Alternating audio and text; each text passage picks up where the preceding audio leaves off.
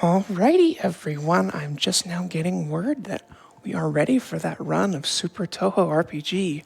So once again, I'm your host, 3Pup, and let's hand it over to Claude. My name is Claude. We'll be running Touhou Shoujo, Tale of Beautiful Memories. You might remember me from my Final Fantasy Tactics run back in 2019 at this event. More recently, I commentated Millennium's Super Mario RPG run in 2023. Now I'm here running the Touhou version of Super Mario RPG. To my right is Redshifter. Hey, I'm Redshifter. I'm a secondary commentator and Touhou lore expert. And this is, as you can probably tell, it's a Touhou fan game, Dojin game. Game came out in 2019 in the West. It's still actively being worked on. It was last patched in 2023. It's a really good game. I put a lot of time into it. The category I'll be running will be New Game Plus Normal, and I'm going to take a little bit to talk about what that means. So New Game Plus, there's only two differences. The first is that you can take Reimu out of the party, the protagonist, which allows for some different strategies, and also you can hold down a button to skip through all the text. Other than that, it's just the same as a regular New Game run. And normal is just, it just affects the enemy stats and all that. There's 4 difficulty settings: easy, normal, hard, and lunatic. And it just affects how strong the enemies are and how many turns they get. And so this game is extremely active. I'll be talking pretty much constantly throughout the entire run with just a few breaks for our host to get some words in. So I'm going to go ahead and do the shout-outs now related to this game before we actually get started. So the biggest shout-out I want to give is to LCC, who dumped a lot of data about this game way back in the day. All the data on the enemies, data on the weapons, things like that, made running this game a lot easier. I'd like to give shouts to Zayu, who also contributed a lot to this game early on, including doing a low-level lunatic run back in the day.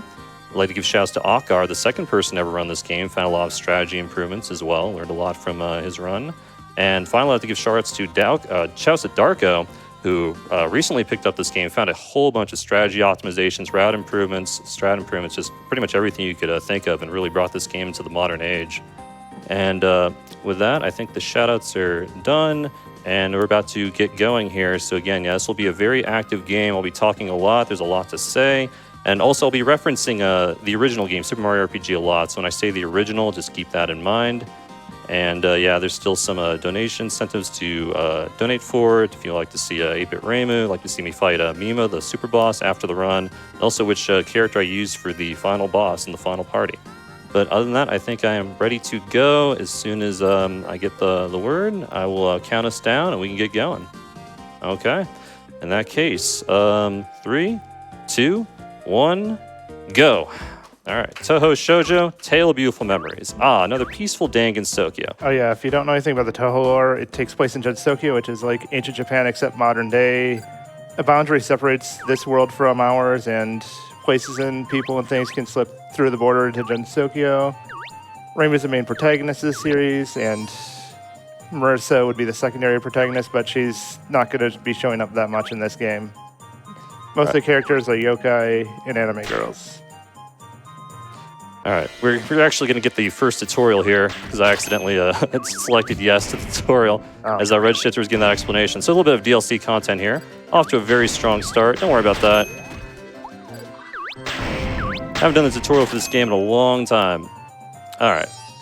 I think Alice is going to let us go here. So yeah, you can skip that, but don't worry about that. All right, so anyways, we're here in the very beginning of the game. Going to be getting these blue gems you see up here. These are the currency of the game. It's kind of like getting the coins in SMRPG. I want to grab these in order to get as much money as possible. Money routing is very tight in the early part of the run. And here we're up to our first boss, which is Koishi.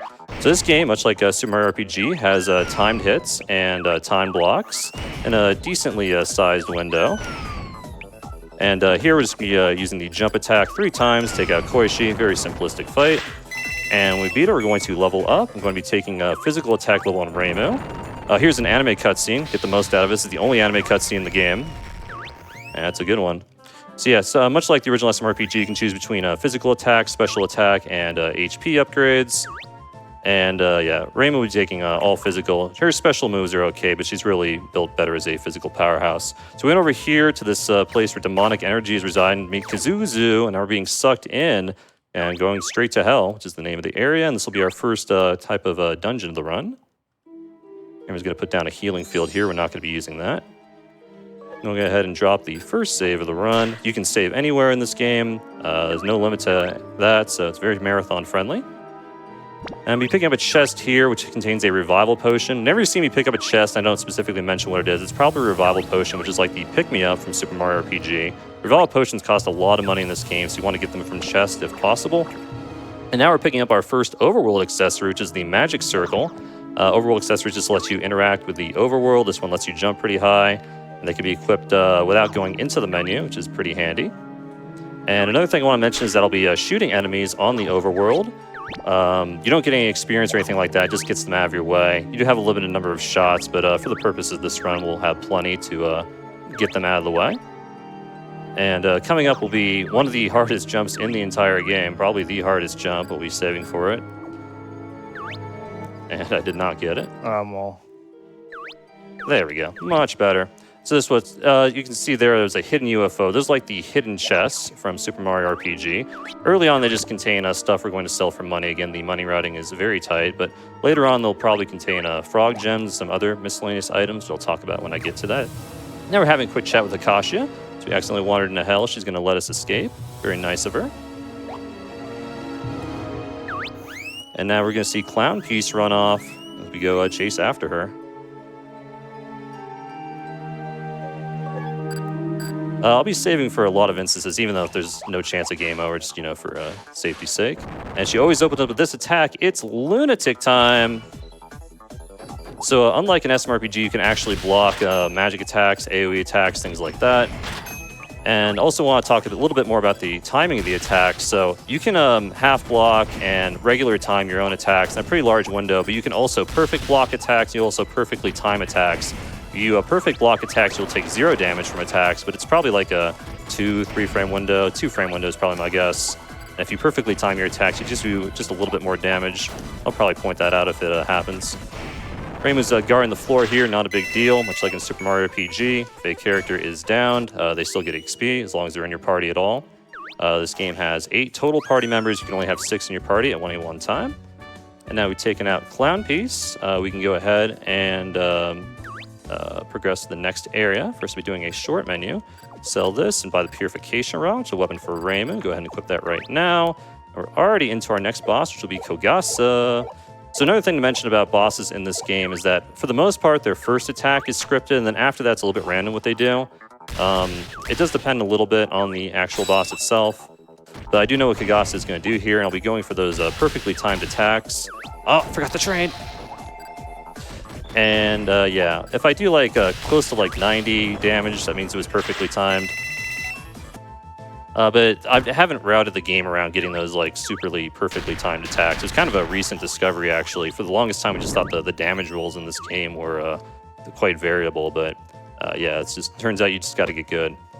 All right, now we're into our first little mini game of the run, which is to protect medicine. And you just check out those 4 fairies, and that's as simple as that. I like to activate these things. They don't do anything, but you just got to wait around for medicine to finish walking anyways. And I think I did without losing time, yeah. Go ahead and get that chest, talk to medicine, get another item that we'll be selling for money. She gives us a spiritual capsule, which is like the flower tab equivalent from Super Mario RPG. Now we're going to go over here, get a safety item, which is a frog drink, which is like the Kara Kara Cola equivalent from SMRPG. Restores all your party members' HP, SP, status effects, things like that. And this chest is Madison's ribbon. I could return her ribbon to her right now, but the ribbon will sell for more than the item she gives us for returning it. So unfortunately, we're going to take it and run to afford all our early game items. And yeah, another thing I mentioned was SP, right? There's not a shared mana total in this game. Each character has their own individual MP, SP, stuff like that, unlike in SMRPG. So now I said early on that shooting the enemies doesn't actually get you any XP, but if a bomb is active, this yellow gem, then I actually will be getting EXP. So every enemy I attack now is being contributed to the EXP total for all the characters. I don't have to take out too many enemies here, just enough to get a level for the next boss fight. And that went pretty well. And now I'm going over here and interacting with this invisible sprite, and it turns out it's the Hoppin' Flappin' crew. These mischievous Touhou's up to no good. Much like the Croco chase sequence from SMRPG, we gotta track them down. Fortunately, it's not randomized like in SMRPG. Save in case Sunny Milk goes to ham, and now it's time to get going here. Sunny Milk's fired up. Bomb! Take out Sunny Milk first because she is the strongest. She has a charge-up attack, and charge-up attacks in this game are quite random because they can charge it up to however much you want, which makes it incredibly difficult to block. And we'll be taking out Luna Child last because sometimes Luna Child loses her turn by tripping and falling. And right now we're just using regular physical attacks. The strategies will vary quite a bit as we progress through the game, but right now there really isn't anything better to do than just physical attack. Although I forgot to use Koishi's Ancestor move, which I will use right now here at the end of the fight, even though it's no longer optimal, so I can talk about it. So Koishi's Ancestor move is the only AoE attack we have access to in the game. It has a chance of inflicting the Fear status effect, which, much like an SMRPG, causes you to do more damage, and cause the enemy to do less damage. So yeah, I don't know why I didn't open up with that. So it's too much to talk about. Using Ancestors quite a bit here. Here's the Frog. He gave us our first Frog gem of the run, which is like the Frog coin, Super Mario RPG, just a separate sub-currency. Back when I routed this game in 2019, you used to get a lot of Frog gems, and now I think we're just down to 4 in the current route. They can be used to be thought by things like attack ups, defense ups, but we'll be using them to buy Holy Waters, which are effective versus undead, vampires, things like that. We'll be buying 4 of those, and we'll be using them maybe like 30 so minutes into the run. Now we're here to another boss. It'll be Kokoro, the first of many Kokoro fights. So Kokoro is unique in that she has a high amount of special defense, but a low amount of physical defense. Now, it doesn't really matter for this fight because we've just been physically attacking anyways, but I want you to keep Kokoro's stats in mind as we progress throughout the game. She is the person we fight the most in this entire run. And she's bouncing around here. You can probably tell what the sequence is going to be like. You played SMRPG. And this one should take her out. Very good. When a character levels up in this game as well, they're also fully healed. The EXP route is structured in such a way that my heals are well-timed to be ready for upcoming bosses, at least as well as you can. In that chest, there is a Earthly Wine, which restores my SP for a character. We're only going to need one of those throughout the run. Got another Spiritual Capsule from that mysterious Touhou. And we're going to fight this fairy. That will give us a key. We need to progress here. I'm going to take off my character's equipment because, again, we are very strapped for money. And I'll go ahead and sell this and this and sell all this. I'm going to buy an offense bracelet. We are going to buy the talisman, and we're going to buy the loving heart. The offense bracelet will be equipped right now to Koishi. It increases your attack and special attack by 10. The talisman is a divine elemental weapon for Reimu, one of the best weapons for Reimu because it's just the best source of divine elemental you have access to. And the loving heart's a darkness elemental weapon for Koishi. A big part of this game is trying to hit boss elemental weaknesses for as much damage as possible, so you'll actually just see me switch around between the equipment a lot in the early game, depending on what's effective versus which boss. So now we're in the human village section here, progressing. You could do a side quest here to save some of the Touhous, get some items, but we'll not be doing that. The game has a lot of side content that'll be unexplored. On this table is Aki's XXX, which I'm going to equip right now.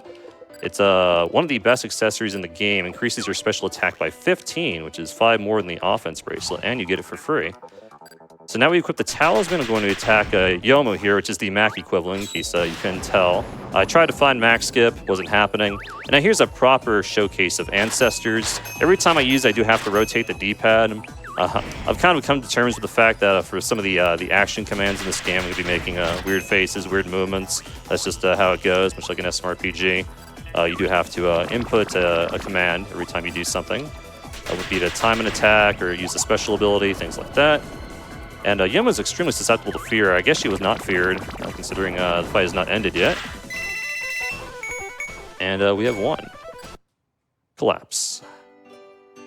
So yeah, the lore of this game is that the Touhous have been corrupted by some unknown force, and it's our job to try and figure out what it is, and we'll learn a little bit more about that very soon. As soon as we leave the manor, we'll be progressing throughout the human village, which has now been saved thanks to Reimu and Koishi's efforts. We'll be jumping over here, past this ramen shop, which we will visit a few times throughout the run. and going into this library. Immediately turning back around and going down here, and who do we see but Kazuzu? Kazuzu's going back over here to the boundary, and looks like we're back in hell. This will be the second kind of dungeon of the run. So another thing I neglected to mention is that enemy movement in this game is fixed. Unlike an SMRPG, they will do the same thing every time. So if I ever run into one of them and get an encounter, it is my own fault. I've not had a 0 encounter run of this game, even though I really should have. So you'll probably see a few encounters here and there as I attempt to navigate the overworld while talking pretty much non-stop, as I'm sure you're aware at this point. Let's go ahead, and as soon as I say that, let's go ahead and get an encounter. So I fire the switch the wrong way, they go to the next room. And that chest, another revival potion. And yeah, we got our second overworld accessory there, which is just called Switch. It lets you hit the green yin-yang orbs in order to, as you might imagine, activate switches. It has a few other uses we'll see, but for the most part, it'll just be to do this. And now we're going to be fighting another boss shortly. As I do this, go up here, save the game, and it'll be Kazuzu herself. So something I want to talk about for Kazuzu is yeah, the elemental weakness. Oh, I actually perfectly timed that talisman, so I was able to one-shot the book. That was pretty good. Kazuzu is weak to dark, so we equipped Koishi's Darkness Elemental weapon, but will not be using Reimu's talisman on her because she does resist divine. Cute little books is the slowest thing she can do. So instead, I'll be doing a rarely seen jump, and this should take her out. Very good. She has a chance of being feared. It did not land. If it lands, it does speed up the fight a little bit. We're going to be holding upright to land on this Tori to get this hidden UFO. This one reminds me of the frog gem, or the frog coin in Super Mario RPG in the Mushroom Kingdom. You got to jump on Toad's head. You really only have one chance at it. If you miss it, you gotta come back for it. All right, we talked to Ran there. Ran gave us a lore update. Basically, we're looking for the boundary shards in this game. That's the main MacGuffin. It's kind of like the star pieces from SMRPG. And she indicated that she found one in the Kappa's den. Or she can sense one in the Kappa's den. So we're going to go right now to get this revival potion. And we'll be heading down here to the Kero Sewers equivalent area. Many areas in this game are much like SMRPG in terms of design and things like that. And we're doing our second bomb of the run. So this bomb is a little bit glitched. If I fire the talisman shot a lot, I'll be getting more EXP per enemy. And the pipes in this game work just like an SMRPG. Shouts to the developer for that, just making it very accurate to enter the pipe. And I'll be checking my EXP here because, yeah, sometimes I'll get double, triple, maybe even quadruple EXP per enemy. 999's a lot. All right, so we're definitely good. Again, sometimes having too much EXP can be bad because they'll get a level up early, which will mess up a heal and things like that. But that's fine. I'll be able to handle that. It is generally better to have more XP than less EXP, though. The main thing EXP is used for in this run is to gain abilities at certain levels. I mean, the stat increases are nice, but yeah, it's really the key abilities for certain fights is why you want to level up your characters. And now we're hitting the switch off screen. They'll open up a secret area, which we'll be accessing in about 5 minutes or so. Switch the equipment around. Save it. Now we'll be talking to Manzai Raku, or fighting Manzai Raku. We'll be using a Koishi's Ancestor move, and hopefully Fear lands on Manzai Raku. He is very susceptible to it. Alright, did not land. That was a pretty good damage roll. Manzai Raku might be taking us for a ride here. I was able to perfectly time the first Purification Rod attack, though, which was good. And, okay, we were able to take him out. That's pretty good. Manzai Raku is kind of like Balom. If I were to let the fight go on, he would have taken Koishi away, and it would have been really funny. But now there's the Flood, and it's our first real mini-game of the run. Unfortunately, as far as I can tell, there is no reason to actually win this mini-game, unlike every other one in the game. So I'll be trying to hit these rocks on purpose, skip all the gems. The idea is that you turn in these orange gems kind of later on in the run to get a frog gem. But by the time you do that, it's completely pointless. So I'm going to cancel out of this tutorial, and I'm going to let the host take it away for the next minute and a half or so as I just sit here and drink some water. Alrighty, yes, thank you. We have so much love coming in for this run. We have such as $34 from Boss Crab that says, put this towards the Mima Superboss. Good luck, Claude. This is, of course, referencing one of our open incentives for this run to fight that Mima Superboss. We are so close to beating that incentive. Just $39 remaining. I think we can meet that. We also have $5 here from some Diener that says, Yakumo Yukari is the best. I will not listen to contrary opinions. That is referring to another one of our open incentives to choose the character for the final boss. One of the character options being, of course, Yukari, who is sitting still in the lead with $55. But if you want to change that, get those donations in. And we still also have an open incentive to show off that 8-bit Rimu. And to my understanding, we don't have much left to meet that. So if you want to see that as well, get those donations in. And also, like, if you need more encouragement to get those donations in, donate with your favorite Touhou. I have never, played a Touhou thing before, so, I'm looking for recommendations. So get those donations in. Tell me what I should play. All right, the mini game is now complete. We got our very first boundary shard. Again, it's like the star piece. And now we'll be heading back over here, backtracking through the sewers a little bit. And we'll be fighting another boss, a very powerful boss, in fact. So strong we'll not be able to win. Well, we could win if we so chose, but it'll be faster to lose the fight. It'll be a fight versus Tenshi herself. So in order to prove our strength, we must fight her in combat, but it's much faster just to untime the attacks and let her beat us up. I'm going to take this opportunity to talk about character inherent stats as well. Each character in this game has a stat they're really good at. Reima is really good at the dodge stat, which increases the chance of misses. So sometimes Tenshi will fail to attack and just waste time. Here in this cutscene, we're getting a lore update here. Tenshi lost her Sword of Hiso because these 3 black stars kidnapped it. And now Tenshi's actually going to join her party in order to get it back. And keep those 3 black stars in mind. So now this is going to be a headphone warning, yeah. Headphone warning, yeah. So it'll be a very loud noise coming out. This will be the loudest noise in the game. There's going to be 2 noises. The first one's very reasonable. The second one is quite loud. So get ready to be right now. Right, coming up right now. All right. Hopefully that woke everyone up. So if you just woke up from that sound, well, Super Touhou RPG, Shoujo, Tale of Beautiful Memories. But yeah, it's I wasn't able to find a way to reduce the sound and the game files like that. So it is what it is. But yeah, should be good on audio levels now moving forward. All right. Anyway, took out those 2 Kappa using our Kappa scope, which lets us see hidden things. We got that from Banzai Raku. Now we're getting another lore update.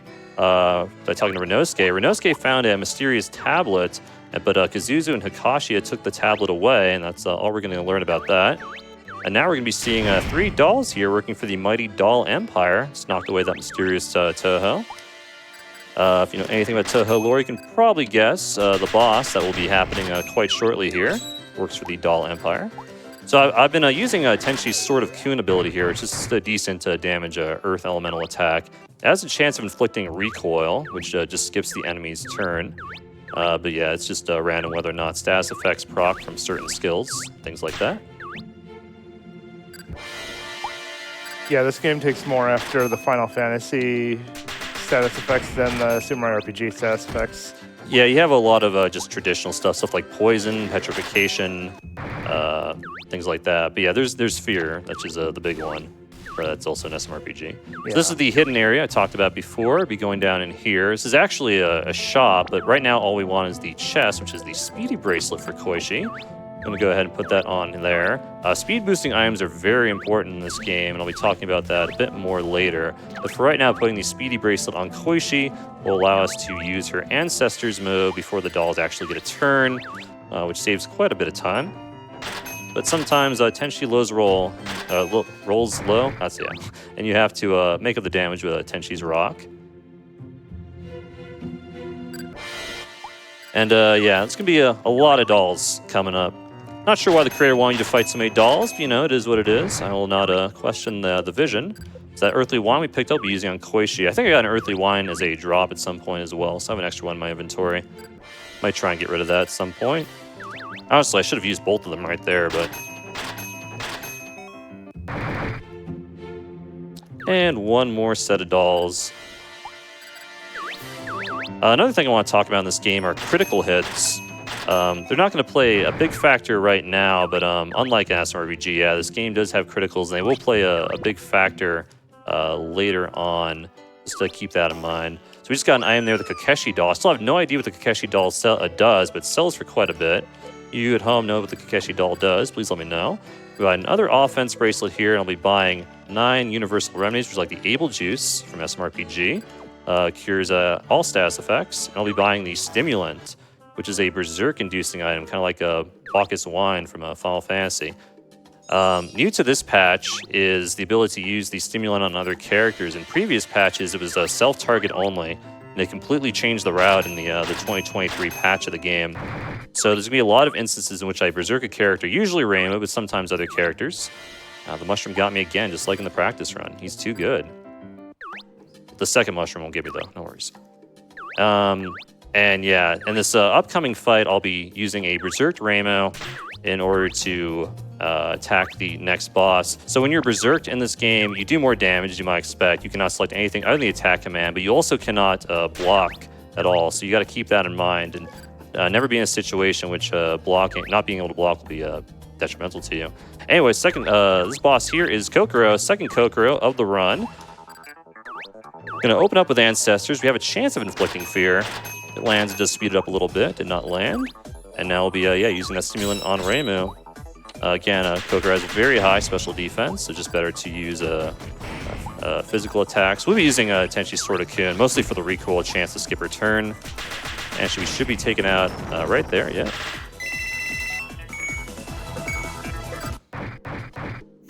And then she runs off. I think the lore there is that Kokoro just wanted to join the Doll Empire because she thought it'd be funny. And to be fair, it kind of was. All right, so now we're going to go up on our first farming bomb of the run here. We're going to reload the same room over and over in order to take out a bunch of enemies. Have to reload this room 6 times. That's the first one. Second one. Third one. 4. 5. And 6. I saw it was a pretty good on EXP from the Kappa Den Bomb, so no need to take out extra enemies. And now we'll be waking our way through here through the Forest of Magic. I don't think I mentioned that's where we are. This is not like the Forest Maze from SMRPG. That'll be coming up later. And also we'll be switching to Switch on Reimu, which will increase your special attack. Certain overworld accessories increase Reimu's stats as well, so I want to keep that in mind. Unequip this, power up Tenchi's special attack a little bit, and I'll be fighting Alice, who's like the Punchinello of the game. So here I'll be using the mysterious FSM, which is like the super jump. To take a good look at, is the only time I'll be using super jump in the entire run.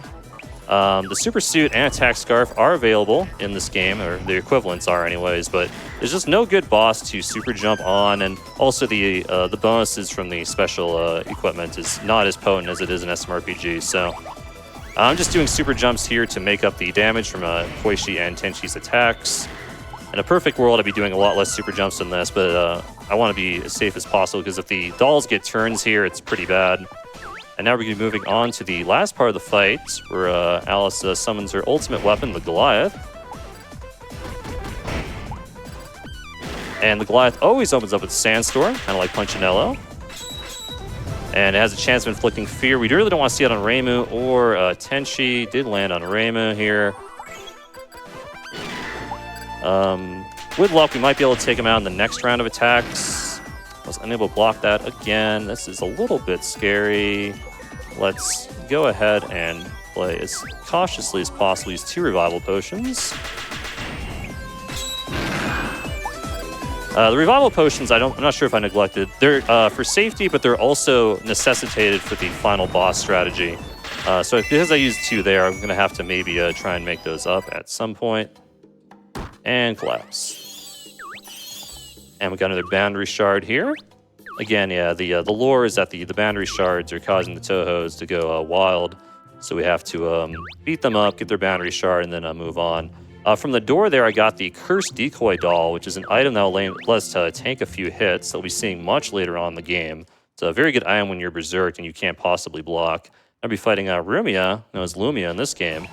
She always opens up with this darkness attack, which you cannot perfect block because it also targets herself here.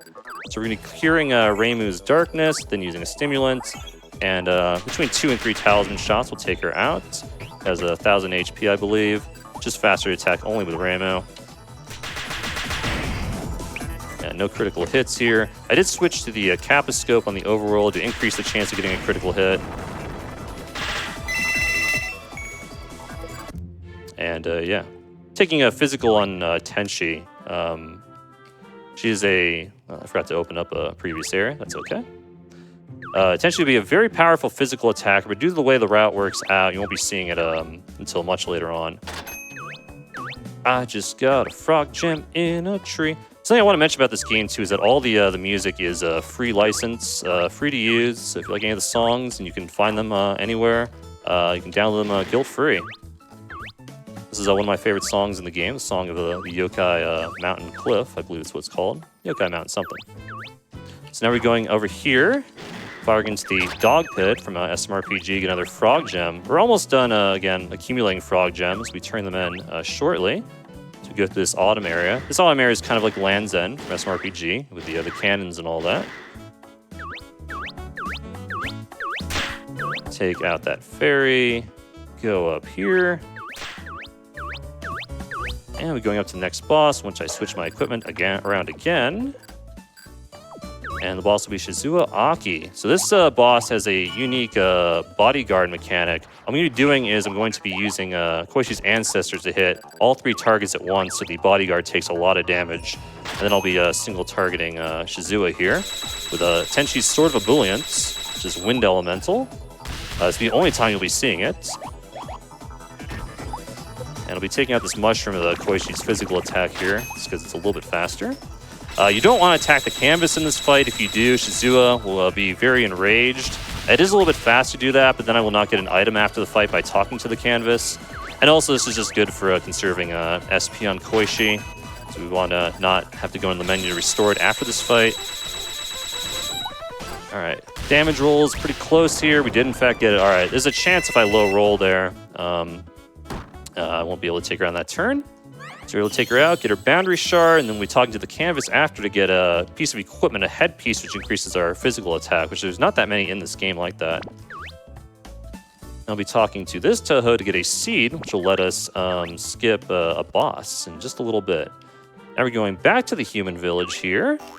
And let's go turn in those frog gems I talked about before in order to buy 4 holy waters. Real quick, is it okay if I interject? Yeah, go ahead. I just wanted to say that with a great, wonderful $250 donation from Moonlight Rose 44, we have met both the Show Off 8-Bit Reimu incentive and the Fight Mima Superboss. That's fantastic. Thank you so much. Moonlight Rose says, if I'm going to wake up early for Touhou, then I'll make it count. Touhou for Nami, Reimu for Final Boss.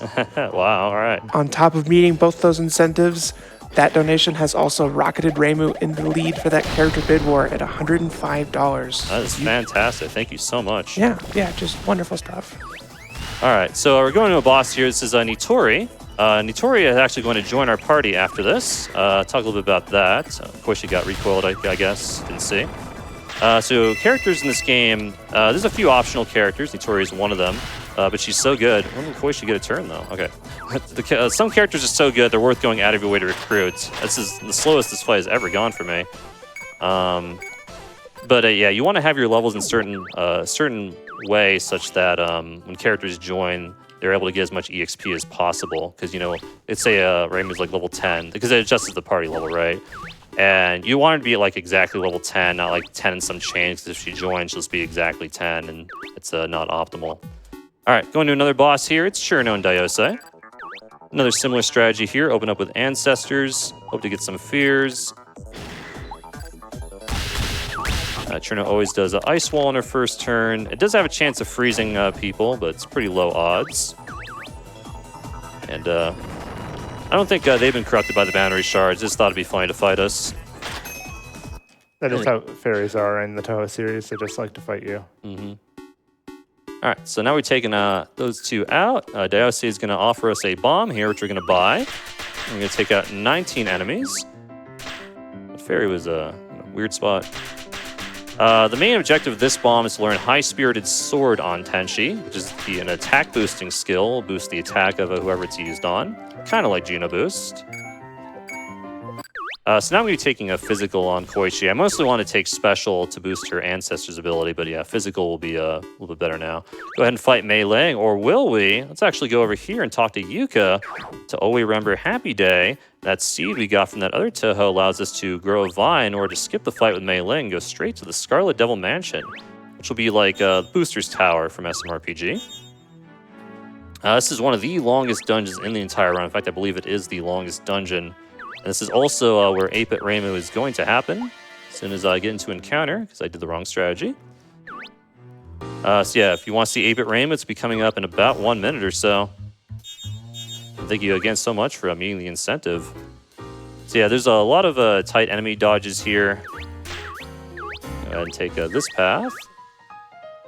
And also you can see these Flandre clones running around. The Flandre clones are inescapable fights, so I definitely don't want to get in there. And here it is. All right, thank you so much for your donations. Without further ado, I present for you RPG Liberate 2025, 8-Bit Reimu. Oh, it's so entertaining. So yeah, much like an SMRPG, you can go behind the curtain and see the classic version of the character here.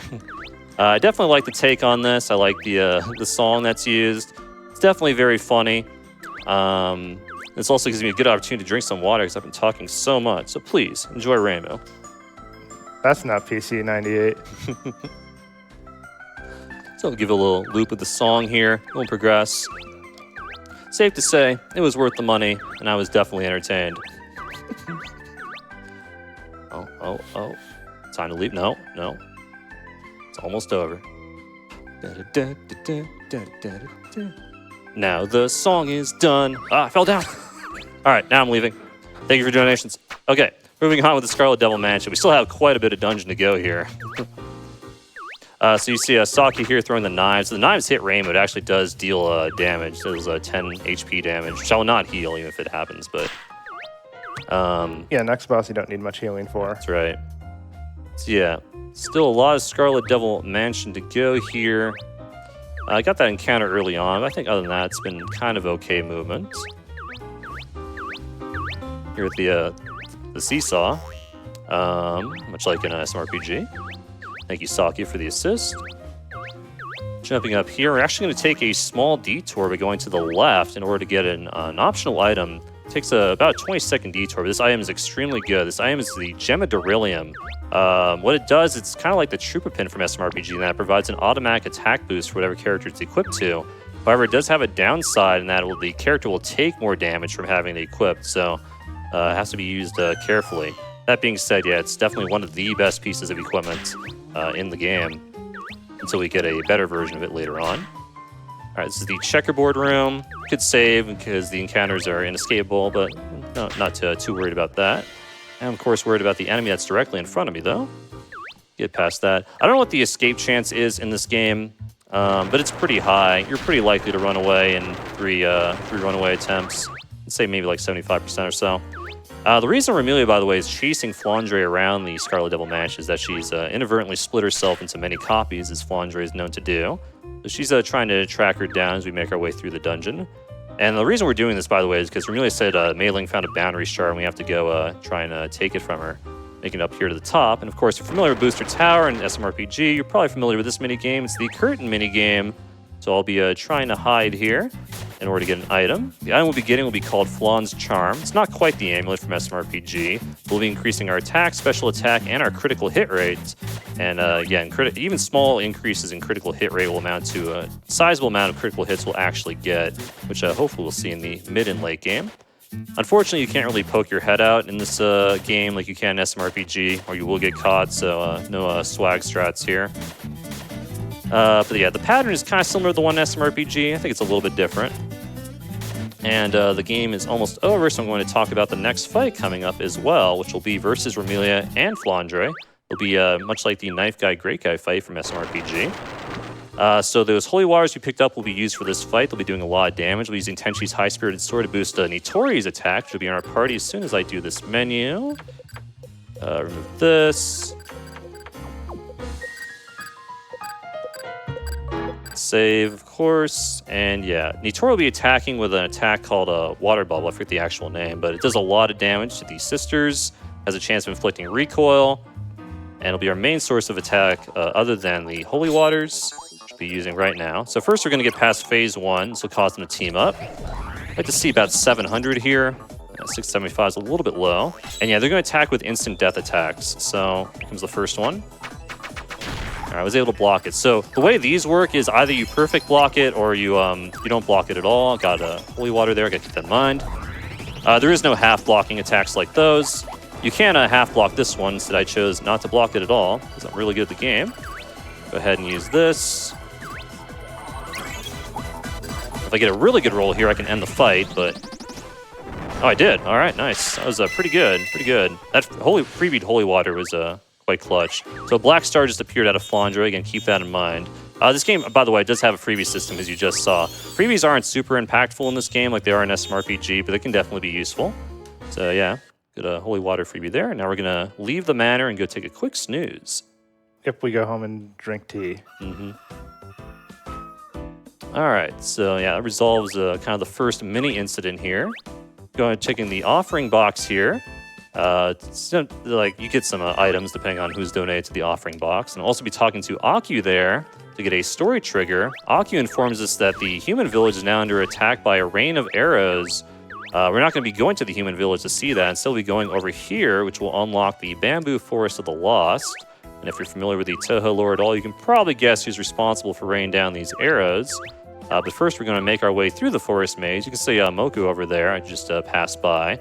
Moku will guide us through the forest maze if we ask her, but fortunately, I've memorized the solution. By that, I mean I have my notes open. I'm looking at it, even though I've done this, probably 50 plus times. But, never be too careful. And we made our way through the forest maze into the main part of the dungeon. Something I want to mention here, too, is by the way, is whenever you're in an inside area, the characters in this game take off their shoes. It's a very nice touch. You can see, if you look very closely at your screen, Rima's actually not wearing any shoes right now. It's an indoor area.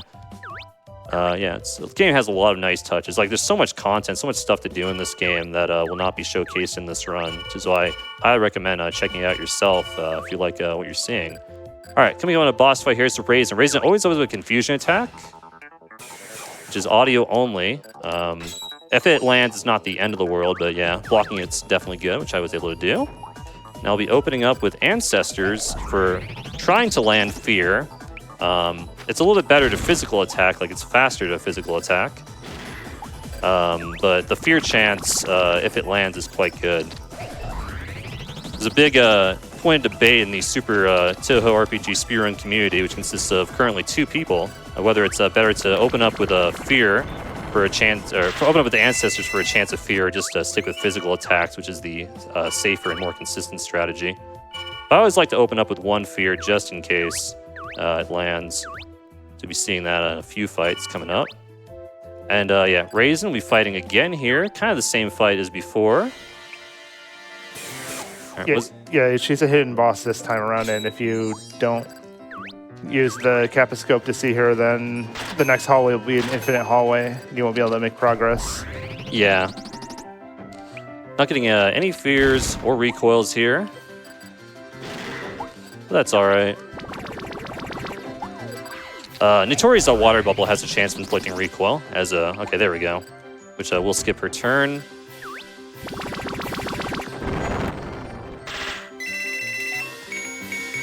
I think I got the sunglasses. The sunglasses, I'm going to check actually right now. I have to know. Did in fact get the sunglasses. All right, so the sunglasses are a rare drop. We don't want that drop. It's just going to mess up our menuing later on, so I have to remember I got that. And yeah, the person responsible for all the arrows, as you guessed it, is in fact Aaron. Aaron will be the Boyer equivalent to this game. She always ends up with that arrow attack. And I'm going to open up with Ancestors for the Fear chance. And we did not get it. So this fight's going to be a little bit sketchy now. It's good. Now I'm going to be using a Stimulant Koishi. Aaron is weak to dark, so we'll be making use of that. The Koishi's Loving Heart attack. Aaron is immune to recoil, so we don't have a chance of skipping her turn. And yeah, she's going to throw down these symbols, much like a Boyer does. She's going to lock our Y button. Fortunately, even if she locks the A button, which she might do, because this fight's probably going to go on for a little bit, the Berserk characters will still be able to attack through it. All right. Aaron has a chance of using a sleep bomb there, which is an unblockable sleep attack. It's actually new to this current patch. I checked my old videos of this, and she would just use physical attacks. Both the poison and the sleep attack are new attacks. Let's go ahead and defend. All right, and then she's taken out right there.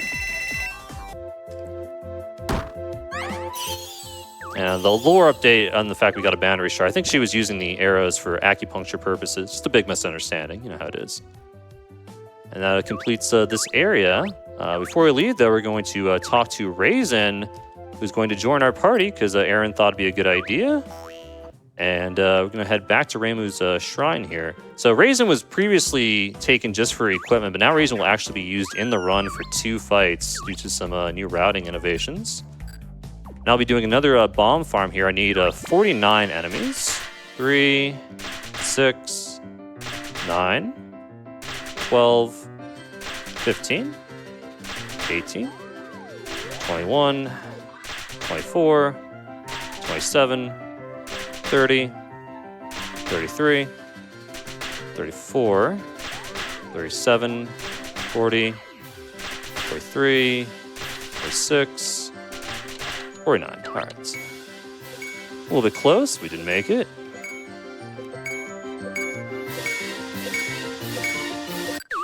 All right. Choose all our stats and progress through the dungeon here. Kind of a cool little mini dungeon here. The lore is just appeared under Reimu's house suddenly out of nowhere. You have to go investigate it. And that chest was a revival potion. Again, for safety and also for the final boss. And we're coming up on another boss here, which is Clown Piece. She's back.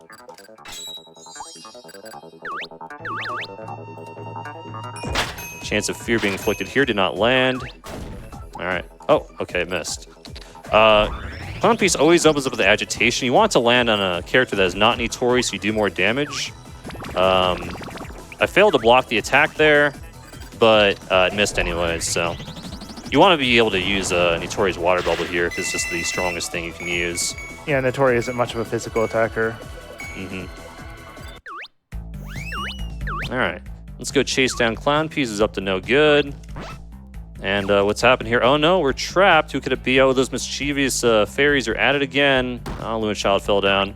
Now we're trapped here forever and ever and ever with absolutely no way to escape unless we get the next overworld item from this chest coming up, which, would you know it? We did in fact get. It's the lifting mitts. The lifting mitts will allow us to pick up this blue yin yang orb and use it to place it on switches and things like that. Got a revival potion from that chest as well. And the lifting mitts, yeah, it's an overworld accessory. This one increases Reimu's physical attack. It increases it by 12, which is more than the offense bracelet can do. So you'll actually see me in some circumstances just stop what I'm doing and switch to the lifting mitts just for an upcoming boss so Reimu does more damage. And with the lifting mitts, we're able to escape this dungeon, be able to get our hard-earned boundary shard from the fairies. And I'm going to go ahead and switch to Magic Circle here. You always want to switch to overworld accessories while jumping whenever possible. Going to do some weird overworld movement here because there's a boss at the beginning of this area now we have to go out of our way to avoid. Much like an SMRPG, you want the direction in which you come from influences how you enter the next area. Talk to Nazrin there, which is kind of like the frog fuses of the game. Updates a story trigger, which is supposed to let us get to the haunted mansion coming up. We're going to be delaying that for quite a bit here and going to another area which opened up by talking to her. This is a recent discovery that was found by Darko. It'll allow us to skip going to the haunted mansion for a little bit and instead progress with the rest of the game. So I'm doing a story sequence here to unlock the next area so the host can take over for about a minute or so, if you'd like. Alrighty, yeah, thank you. We have so much more love coming in for your run, Claude, including a $25 from Razzle Dazzle Hour that says, another peaceful day in Gensokyo. We also have $20 here from Milnium that says, hello, Claude. Could you please let us know when the equivalent of Star Hill is coming up? Please, thank you, and good luck. I will let Mil know. Thank you. Muku.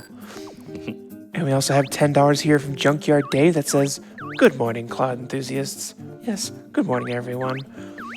Morning. And one final thing here. I'm looking at this donation total right now, and I see that we are $4 away from $53,000 raised for Nami. So can we? I kindly ask all you watching at home. Can we? I would love to see the number go up, please. Thank you. All right, so now we're in the Roseway equivalent area here, the Yokai Mountain Cliff. You can see me spin around this platform, just like you can in an SMRPG. I take out this very tricky fairy here, so she will get you if you don't take her out. There's no way to avoid her, as far as I'm aware.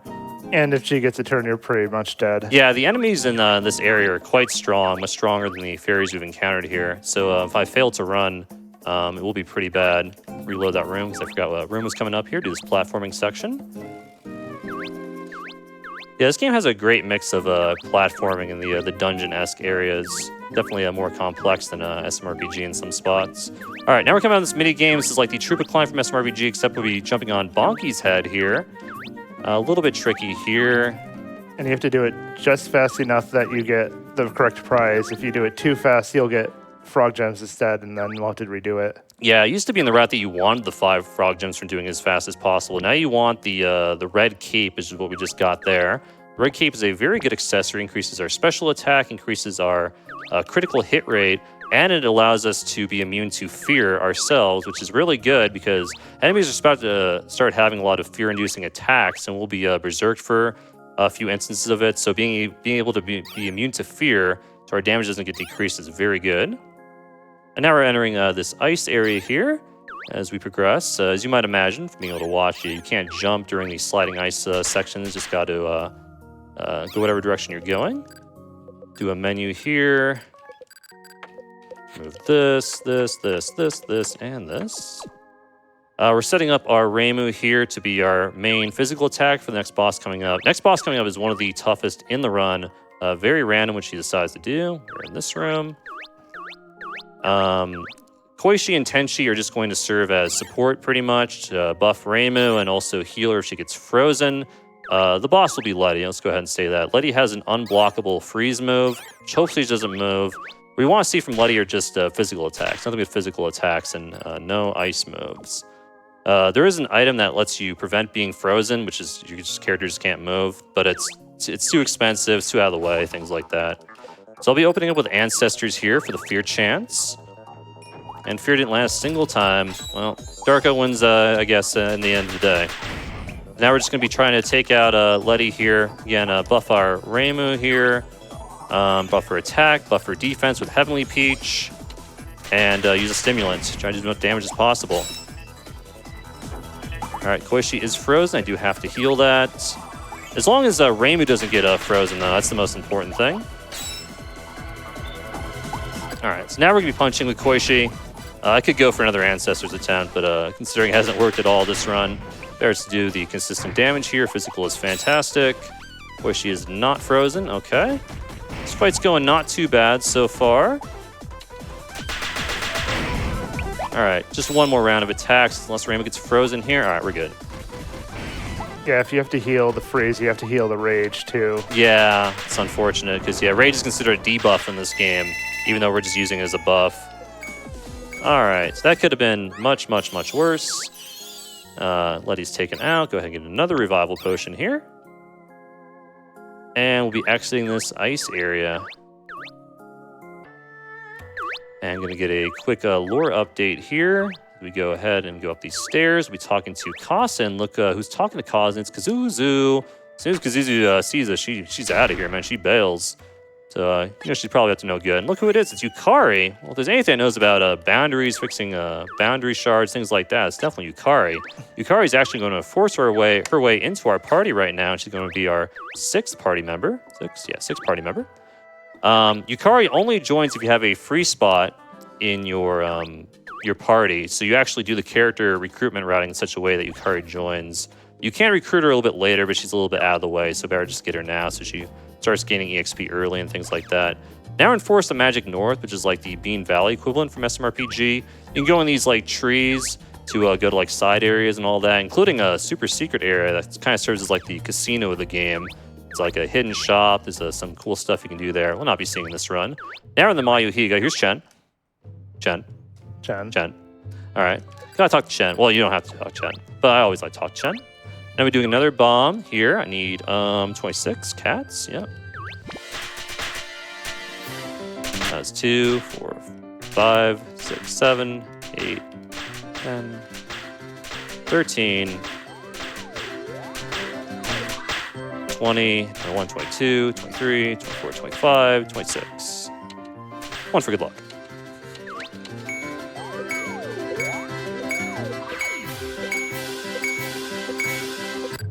All right. What we're really trying to aim for here is for raising to get ability at the right time, so I have to make sure my EXP is correct. Talk that white cat there to get another overworld accessory, which is the Sweet Dreams Pillow.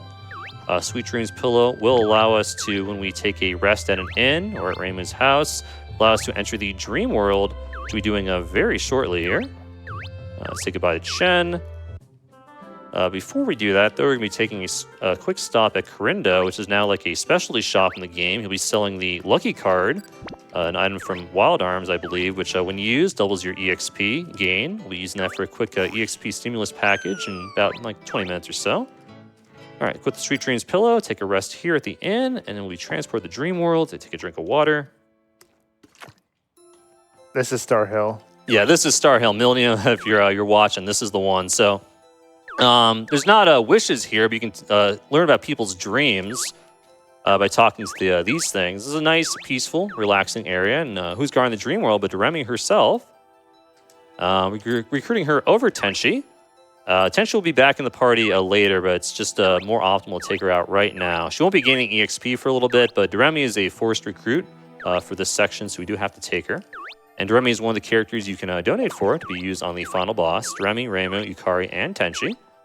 Doremi will be used for exactly one fight if she's not used on the final boss, but the fight she's used for is pretty important. And in that chest, we actually got the Attraction Talisman, another overworld accessory. This is definitely the coolest one in the game. It's the hook shot equivalent. By shooting it, you can latch onto those red yin-yang orbs and also just NPCs, other miscellaneous objects. Very cool piece of speed tech. And you can do a lot of these off-screen shots as well in order to skip some small walking sections. It's always faster to do an attraction shot than it is to walk, so whenever possible you want to do as many of those as possible. It doesn't have an unlimited range, though. Yeah, that's correct. Yeah, you have to be like somewhat close to whatever you're trying to latch on, so you can't just do like, full screen or something like that. All right, a few more attraction shots here as we make our way through the dream world. We're almost at the end of the first section here, the initial walk-in. Go in this bed, take another snooze, and of course now we're in a train station, because where else would we be? You gotta say, this song's pretty good. Pretty good. I'm gonna talk to Renko Asami. I don't know anything about Renko Asami. We're just gonna give us a boundary shard for free, so we get the free star piece in SMRPG. At this point, I'd like to reveal, I haven't actually played very many mainline Touhou games. I've played a lot of fan games, but the actual main series has eluded me. But someday I will play through all the games. No worries. Yeah, we were in the real world in Tokyo for a second. Yeah, because, it's just what happens sometimes. All right. Oh, I didn't get the second off-screen shot. So another mini game coming up here. It's kind of like the Protect Medicine game from early on in the run.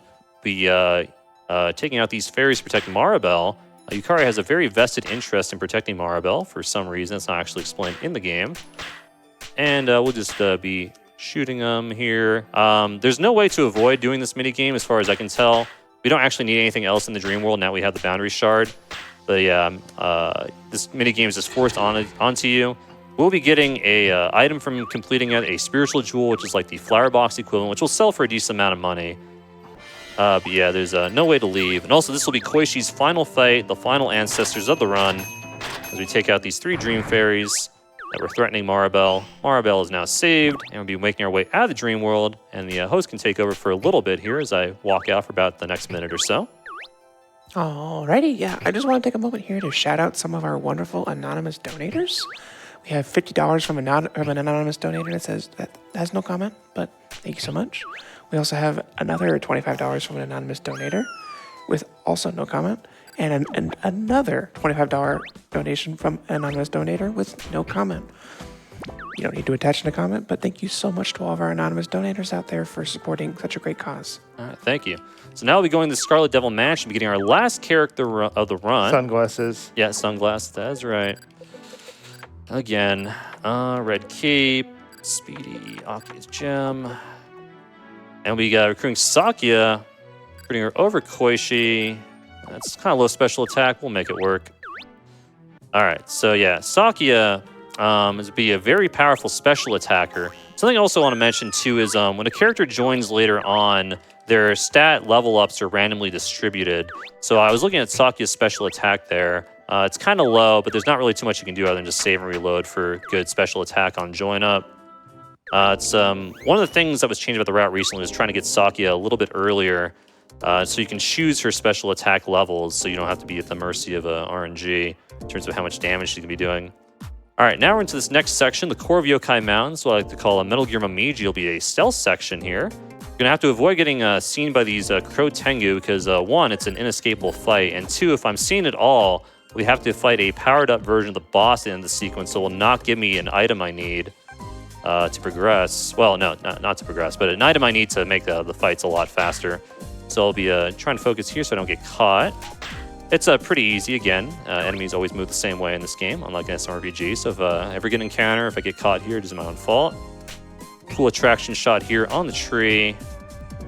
Hold up right here, and we're almost done. All right, and we were not seen. And the boss of this area will be Momiji. So Momiji, yeah, this will be a very easy fight, because again, it's, this is the powered down version of the fight, because we were not caught. So she's using her special attack here. She only actually has enough SP to use this move once. If she tries to cast it again, it'll say monster's FP is depleted, or the equivalent to saying here. Well, the one I said is from SMRPG, but I'll say like insufficient SP. Oh, we got the recoil, so we're not even gonna see if there's a chance for that. Yeah, very straightforward fight here. And also use the lucky card on this fight. Raisin should get 2 levels here. Yep, all right. Even though this is a very easy fight, Momiji still gives the same EXP as if it were the powered up version. So it's a great opportunity to use the lucky card. This will give us an ability on Raisin for the next fight, which is Poison Gas. A very powerful and, more importantly, a very cute ability we use in the next boss fight coming up, which will be Aya, we see right here, who's guarding the Yokai Mountain Peak. So coming will be some of the hardest jumps in the run. I'll try and do them all in one go instead of saving between them. So let me try and focus a little bit for this. All right, nice. There's a switch you can hit to make it a lot easier, but it's a waste of time. Wait a little bit here, so the Crow Tengu cycle is good. And somehow it was still not good, so I should just do the real strap. It's fine, it's fine, fine. First try escape. Crow Tengus are very very fast. Only Raisin, I believe, can go before the Crow Tengu's there. Switch to lifting mitts. Let's go fight Aya. All right, so Aya. Strat for this fight was recently changed to use, Poison Gas. Oh, it's so cute. So hopefully poison gets inflicted on Aya. If it does, it pretty much makes the fight trivial. If it doesn't, we'll have to attack Nitori a little bit. On that, we'll be attacking with Reimu's Talisman. This is another mash the D-pad ability.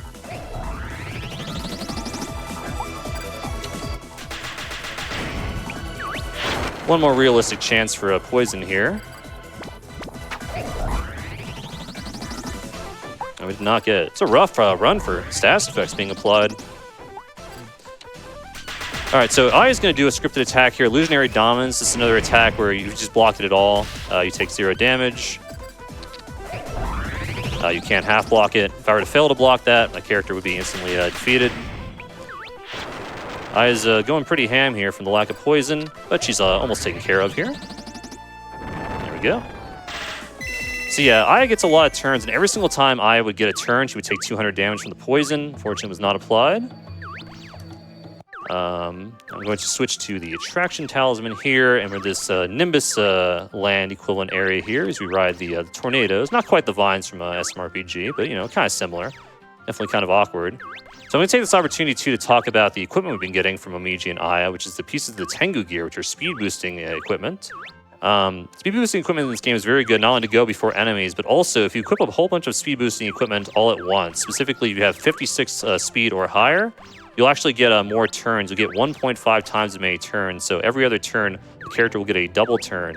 So later on, we'll be stacking the speed-boosting equipment we've gotten from the bosses in various other areas in order to make good use of that. This will be the last bomb of the run. Don't need too many here. Just need 9 enemies. 4, 5, 7, 8, and 9. Here you can do a buffered shot here to track straight to the chest. Normally you can't fire in the grass. You do that little technique there. It's no problemo. Do another buffered shot here to track to this chest. And we picked up 2 chests along the way. There was a total power up and a total shield up, which is just a big attack boost for the whole party and a big defense boost for the whole party. Using that in a few specific fights. And I have to do a menu here. Red cape, remove. Tango attire. Raisin's done. Thank you for your service, Raisin. And we're putting Yukari in the party now, finally. So Yukari is a very powerful special attacker. She'll be carrying this entire fight, pretty much. Open up with Kappa Wave, which is like the Geno boost equivalent. Boosts both attack and defense. One of the reasons why Nitori is so good. This move is called a Fantasy Manji Parasol, something like that. It's a very powerful single-target Darkness Elemental move. Iku is weak to Dark. With any luck, she'll be taken out in 3 Parasols. That roll was kind of low. I want to get like over 1150 if possible. Hopefully this last roll is good. It was nice. 3-shot EQ. And drop down here, get another frog drink, which is mostly good for the final boss and also Mima, who'll be fighting after this run. Did we mention this area as heaven? Yeah, this is heaven. This is where Tenchi's from, where she lost her Sword of Hiso. Drop a safety save here, and look who's back. It's Kokoro again. Here to fight us again. So I'll be opening with Yukari's Train here. Pretty decent AoE attack. And then after that, we'll just be using Reimu to attack Kokoro. Pretty much the exact same strat as when we fought her the second time back in the Forest of Magic.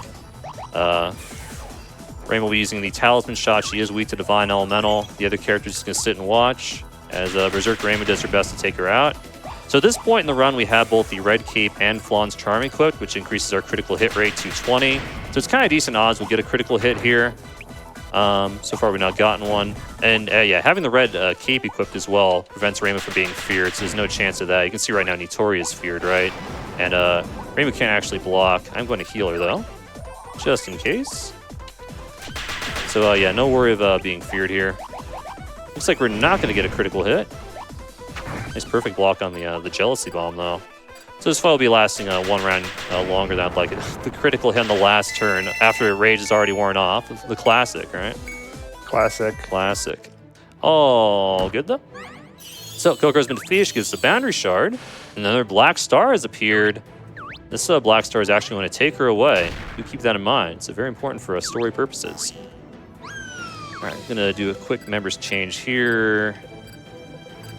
I'll be doing a 2-part menu, do the next part in a little bit. I'm going to go down here and pick up this item, which are the Tengu Sandals, which increase their speed by 20, 10 more than the Speedy Bracelet we picked up earlier. And then I'll be going over here back to the Genbu Ravine, and I'll be finishing that menu here. Headpiece, remove, gem, uniform, and the bonnet. Decking out Doremi here for a fight coming up. Save in case I do something dumb here.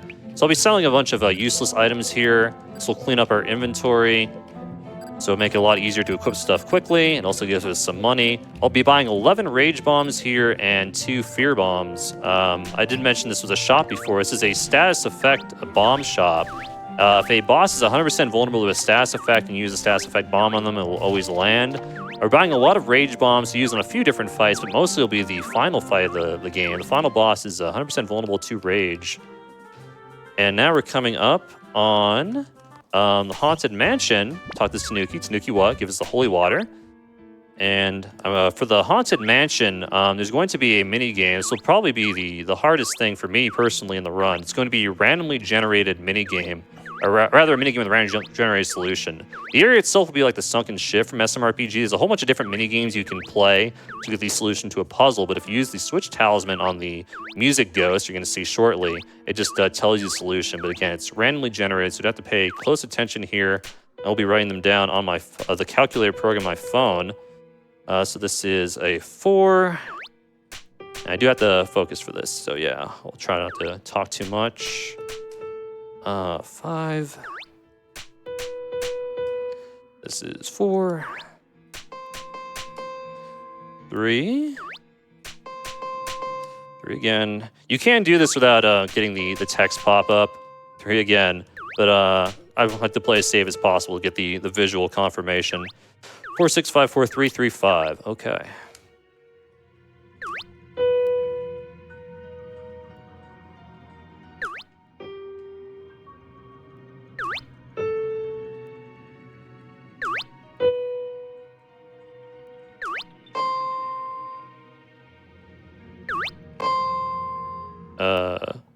Right, it's another 3. Okay. I was very confused there. It's like, was it really 3 3s in a row? And it was, in fact, 3 3s in a row. Did we do it? Did we hear a fanfare? All right, we did do it. All right, that's it. That's it for that puzzle. I was one of the things I was the most worried about. It's, again, there's honestly not too much RNG in this run compared to some of the other games we've seen at this event, but that puzzle can be very tricky here. Anyways, up to this next boss fight, which will be the Prism River Sisters. This will be Doremi's one and only showing, unless you donate to use on the final boss. So the strategy is pretty cool here. This is a fight you can do much earlier on, but we're delaying as much as possible, so we have very high-level characters. We'll be using Doremi's train here, which is Divine Elemental. We got 2 Happy birthday. Happy birthday. We got 2 recoils there. Both trains have a chance of inflicting recoil and skipping their very long animation. And yeah, because I was able to time all 3 trains, the boss fight's already over before it even began. This is one of the hardest boss fights to do if you do it when you're supposed to do it. And it was, yeah, Darko finding out you can delay the fight until, well, basically whenever you want. That made this fight completely trivial now. Just drop 3 trains on them and you're good to go. They give us a boundary shard and we can go leave. This boss fight also locked a shop we now have access to. We're going to go ahead and do that. The shop will be stocking back up on universal remedies, stimulants, and we'll be buying 2 weapons here. We'll be buying the Mecha Punch Glove for Nitori and the Lethal Purification Rod for Reimu. Lethal Purification Rod's pretty good. The Mecha Punch Glove is just kind of a backup weapon for Nitori. Attract here, and remember I said I'd recruit Tenshi back in the party. Well, the time has come. Say goodbye to Raisin. She served us well. Now Tenshi can start getting EXP again for the late game. Do a menu here, take all this off, put the concert attire on, you get this. Saki gets the headpiece, uniform, Akus, and the sandals. You get this and this. And switch to lifting mitts, guess I'll save. Let's go fight Kasume. Alright, so Kasume, she is weak to Divine, but it's actually better just to use Reimu's new weapon, the Lethal Purification Rod. That was a perfectly timed one. If you press the button at the very end of the attack animation, you will do more damage. Crit also helps as well. So Lethal Purification Rod, it's non-elemental, but it just does a lot of damage with a very fast attack animation. So you'll be seeing a lot of that moving forward here, as Reimu is one of the best physical attackers in the game. Go into a side area here, save just in case, and there'll be 2 things going on here. First will be the first usage of Sakia's Magic Star Sword, which is the Gina World equivalent of the game. Instantly defeats any non-boss enemy. I'll be doing another menu here to put the bonnet on, red cape, speedy bracelet, reassurance, remove this, and this, heal up. So I got the reassurance from that reassurance bracelet there from that optional fight, which is basically the safety ring from SMRPG. I'm now immune to status effects. If you're really good at this game, you can skip that item because you can block all status effects, but it's a little bit too much for a marathon run. So here I'll be using the Rage Bomb on Parse, the person we're currently fighting. She is the Eurydivic equivalent of the game. It's definitely supposed to block that attack, but I got some good timed hits there with Reimu, so I'm just going to skip the Kappa Wave on Sakia. Yeah, she's the Eurydivic equivalent. If you do not Berserker, she will split herself, and it's really slow. So by doing that, she's only using her physical attack. All right. Unfortunately, I was able to perfectly time Reimu's Lethal Purification Rods. So the typical strategy for that fight is to boost Saki as well so she does more damage. It was unneeded there. So the fact that I wasn't able to block Parse worked out fine. So going through these whirlpools here, kind of like you do in Land's End. Instead of fighting the Shoguns, they'll be fighting Kasume again. She's guarding the whirlpools. Give her a quick bop, and then we're using Nitori's new move, which is the Giant Water Bomb Swing. Decently powerful AoE water attack. Take out Kasume and the 2 fairies. Characters are gaining levels when they should, so I believe we're on EXP route.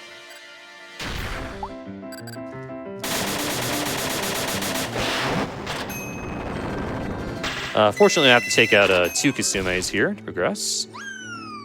Now we're into the underground area here. Going over here and getting an optional item, which is the Hellstone, which is the item required to fight Mima, because the other donation incentive has now been met. Thank you again so much for that.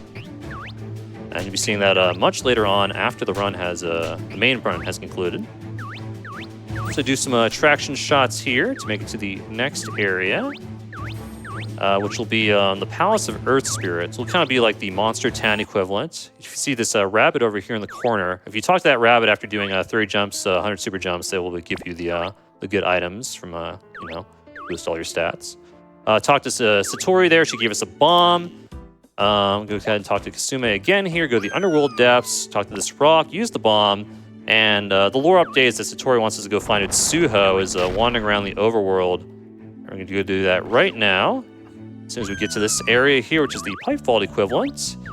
I don't actually know what this area is called. If you try and save, it's just a bunch of garbled text there on the left. But I believe it's Underground Passage or something like that. In this area, you can't actually fire any talisman shots. You kind of have to avoid them. You can kind of go like out of bounds a little bit here. This game does have out of bounds, but it's not been fully explored. And even if it was found, I'd rather run this game glitchless. So you just kind of do it like a little bit there to not run into the fairies. But yeah, even though you can't fire any talisman shots, it's a pretty straightforward area. And we'll be making our way to the next boss, which will be Touhou herself. Touhou is a pretty strong boss. She's kind of like the Axum Rangers. There's going to be a Phase 1, which is more dangerous than Phase 2. Where she'll be using either this move, or she'll be using a charge-up attack. And again, the charge-up attack is random, so being able to block that, it's just, you got to get lucky, or just hope she doesn't use it. There it is. Sakia is... Oh, okay, she did survive. That's good. I'm going to punch. And then I'm going to do this. All right, this is good. This is pretty good, actually. Use Magic Star Sword just for the damage here. It has a very fast attack animation. All right, nice. We're already into Phase 2. So she's going to power up the Breaker Beam. We're going to refresh Reimu's stats here. So attack buff and Berserk doesn't wear off. Attack my other 2 characters for a little bit of extra damage. All right, the fight's already over. That was a really, really good fight. That fight can go so wrong if she decides to use a charge-up attack and take out Nitori or Sakia, or Reimu, even though she's buffed. We're not going to get the Boundary Shard, though. The Boundary Shard has been stolen by Kazuzu. We are going to talk to Touhou, though, so we turned over a new leaf. She's going to fully heal our party. I'm going to save here, I guess. We're going to go into this the volcano-esque area. I don't understand why this fairy is here sometimes. Thought we determined this was safe to do this, but anyways, doesn't matter. Switch talisman here. Go ahead and hit this to go to another. Open up these platforms in the next room. Platforms are also in SMRPG. It's a pretty similar room. And we're going over here to go meet up with Kazuzu. So if you remember the Axum Ranger chase from SMRPG, it's kind of the same thing here, at least it would be, if it wasn't faster to save your game and load your game, which will skip the dialogue in the next 2 rooms. It saves like 1-2 seconds or so. It's actually only fast to do that in this most recent patch of the game, because previously it took a lot longer to load the game. So even though this tech's been known for a while, it only recently became faster. Yeah, you're missing all the dialogue here. This gives you a chase sequence. Save again and go into the next boss fight, which will be versus Yamame. Well, Kazuzu and Yamame. This will be like the Bowser fight from the very start of Super Mario RPG. We have to attack the chain link in the back here, which is Yamame herself. Going to guard here, which will make me immune to status effects. And I'll be using Sakia's Soul Sculpture move, very powerful single target wind elemental ability. Yamame is weak to wind. All right, was able to block that. Sakia is currently the only person that was vulnerable to status effects, so blocking that was good. That's a pretty good roll there. Cute little books. Again, this is the slowest thing she can do. With any luck, though, we will take out Yamame this round of attacks. We should, unless I get a very poor damage roll here. All right, pretty good. Kazuzu and the books there are invincible, in case you aren't aware. Much like they are in the Bowser fight in SMRPG. All right, by beating up Kazuzu, we got the Boundary Shard, and there's another Black Star here that's going to take our Kazuzu away. Black Stars sure are coming up a lot in the story here. So now we're going to be backtracking here, going, again, entering Yorin Temple from a certain way. Never mind. Never mind? All right. We're fighting Yoshika here. Yoshika is a boss you can fight much earlier on if you want, but she's too strong. Using our total power-up here, it's an attack boost for the entire party. So Yutori's giant water bomb swing does a decent amount of damage. And we'll just be using single target attacks to take out Yoshika. She has a chance of spawning a ghost, which she should not do there. It's very good. She can eat the ghost to get a small heal. Hopefully that doesn't happen. And other than that, we'll just be piling on the single target damage here. Poison attack's a little bit slow. Not a big deal. She didn't spawn any ghosts. It's kind of lucky, actually. Nice. That was a pretty good fight. Yeah, the character we're skipping is Byakuran in her motorcycle. Oh, yeah, by entering Yorin Temple from a certain way. Right. All right, so I'll be going through this spooky ghost area. The host does have time to pop in for like a minute or so if they would like. Alrighty, yeah, I just wanted to make a quick announcement that we did hit that $53,000 raised for Nami, which is just absolutely incredible. The donation that helped us get us there was $4 from Clucky that just says, "Number go up." We all love number go up here. I do. We also have $10 here from Blunt Bunny that just says, "I love anime." Same. Shoutouts to anime. All right, so now we're in the next dungeon. This is a bit of a puzzle dungeon. There's 3 different colored switches you have to hit. This is Senkai, and fortunately, we already know the solution. You have to like hit these switches to open up different paths, and then backtrack in some situations in order to progress through the dungeon. So this dungeon will take another like minute and a half or so. So I'm going to take this opportunity to explain the next fight coming up, which is one of the most complex fights in the game. So first of all, Sakia learned an ability called Sakia's World Time Stop, Zawado, which will, it's a very MP intensive ability, which also has a long animation, but it will allow Sakia to get 2 turns in a row, which is very important for some fights coming up. And the fight will be versus Miko. Miko will go through a few different phases. First, we're going to have to attack Miko in order to be able to attack her servants, because after we do the first phase, the servants are going to protect her. And once we take out our servants, Miko will be left vulnerable. It's going to be the Exor equivalent fight of the run. If you know anything about the SMRPG Exor fight, you can probably guess where this is going here. As soon as I do this menu. Yeah, memorize that one. Hopefully accessories are correct. So yeah. First I'm going to be boosting Sakia. Be using that ability I just talked about. Sakia's World. Got to watch this slow clock animation. Be using a Soul Sculpture into Magic Star Sword. The Magic Star Sword will just be for damage here. So progress the next phase of the fight. So now Miko's protection is up. So we kind of have to take out the servants. We're kind of like the Exor's eyes from SMRPG. And now Miko is vulnerable because we took out the servant. And now... Yep, Magic Star Sword 9999, Geno World, just like the Exor fight. Fight is instantly over. It's a good thing too. This fight would be very difficult to do legitimately. So big shouts to the creator for putting that Easter egg in. There's a big find in routing this game in 2019. I was like, you know what? This fight's kind of similar to Exor. I wonder if you just Geno Whirl Magic Star Sword when the defenses are down. Sure enough, you can. So that's another really, really great touch to this game. Obviously, very good for the speedrun.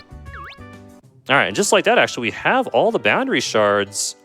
So I guess against Sokyo's save, we're going to go talk to Ron. Go ahead and turn these in. She's taking over for Yukari right now. She's very happy to see all our boundary shards. She's going to go ahead and follow here and turn them in. And oh no, they've been stolen. I can't believe it. We're gonna have to go chase down our boundary shards so we can go restore Gensokyo. It's stolen by none other than Saija. It's trying to invert the system. We're gonna have to go chase down Saija.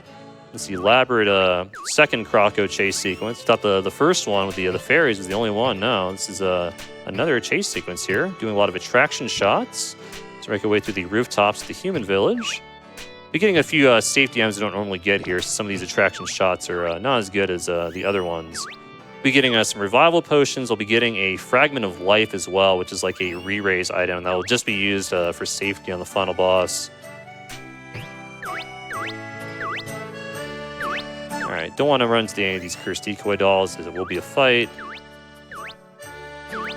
That was such a poor jump. I was so far when I attempted the jump. Oh, my characters are pretty low there. Good thing they didn't actually get an attack off. I don't even know what they do. But yeah, go over here. Attraction to this. Get that fragment of life that I talked about. We're almost done with the chase sequence. Alright, heal up. Save. Equip the lifting mitts. Let's go fight Saija. So that holy water I picked up from the Tanuki will be used in this fight. Then I'll be buffing Reimu, and then Reimu will kind of be carrying the fight here. So I take out these dolls. It's another bodyguard fight. Have to take out the dolls before you can actually attack Saija properly. All right, block the seal. That would matter in the old route here, but let's be using pretty much entirely Reimu. Let's go ahead and punch here. So Reimu can't block right now, and Saija's next round of attacks should be doing a pretty powerful set of sequences here. So I'm going to use the Cursed Decoy Doll to tank the hits. Oh, and actually perfect block the doll, which is very good. So now the doll that I have can be used later on. As long as the doll is not destroyed, it can be used as many times as you want. And yeah, that was probably like a 2-3 frame window to perfect block that. All right.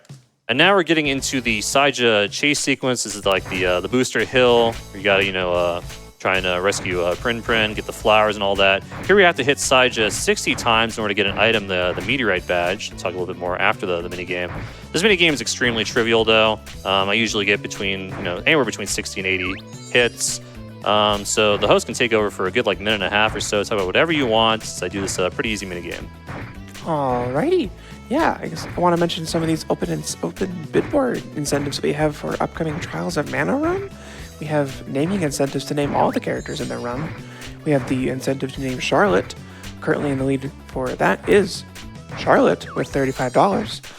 But also, some other incentives and some of the other names including Larpus, referencing our good friend Lapras in the background there, who is also, for those who don't know, that Lapras Plus is a prize that is available right now, a free cumulative donation of $100.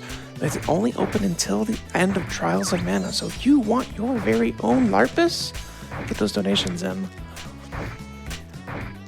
Alright. I don't know how many times I've hit her. It feels like a 79 to me, though. My guess.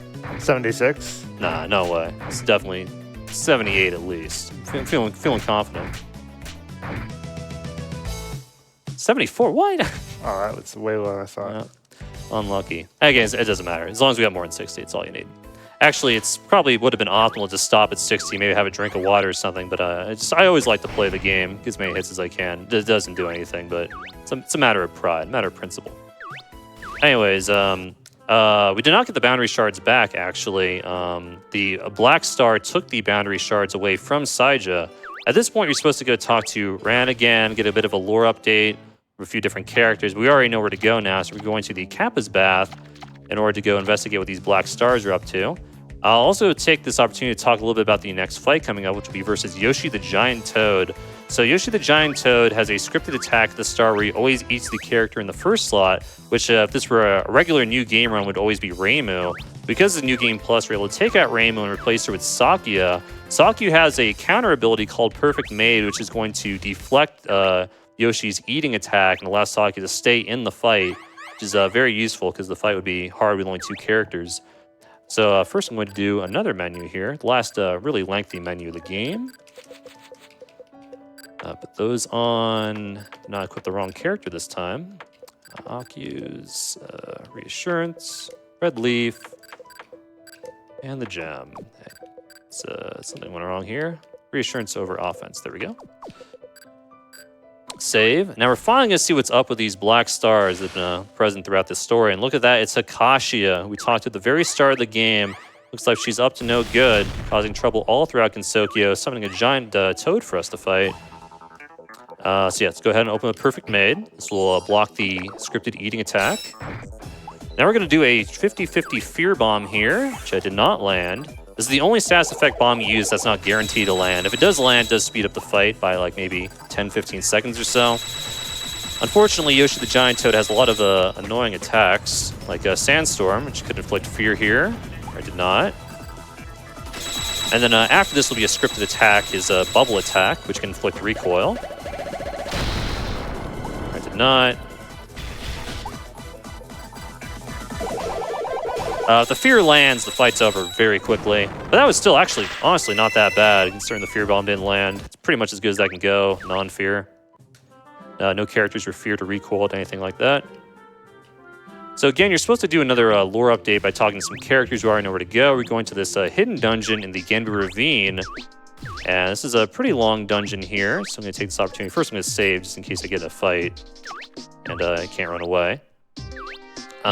Take this opportunity to talk about the next fight coming up, which will be versus Saga Nyan. I guess the lore update, which I also want to talk about, is basically now we know Hikashi is in charge of all the mischief that's been going on. We're going to go back to Hell to try and take her on, but Hell is currently closed, so we have to go.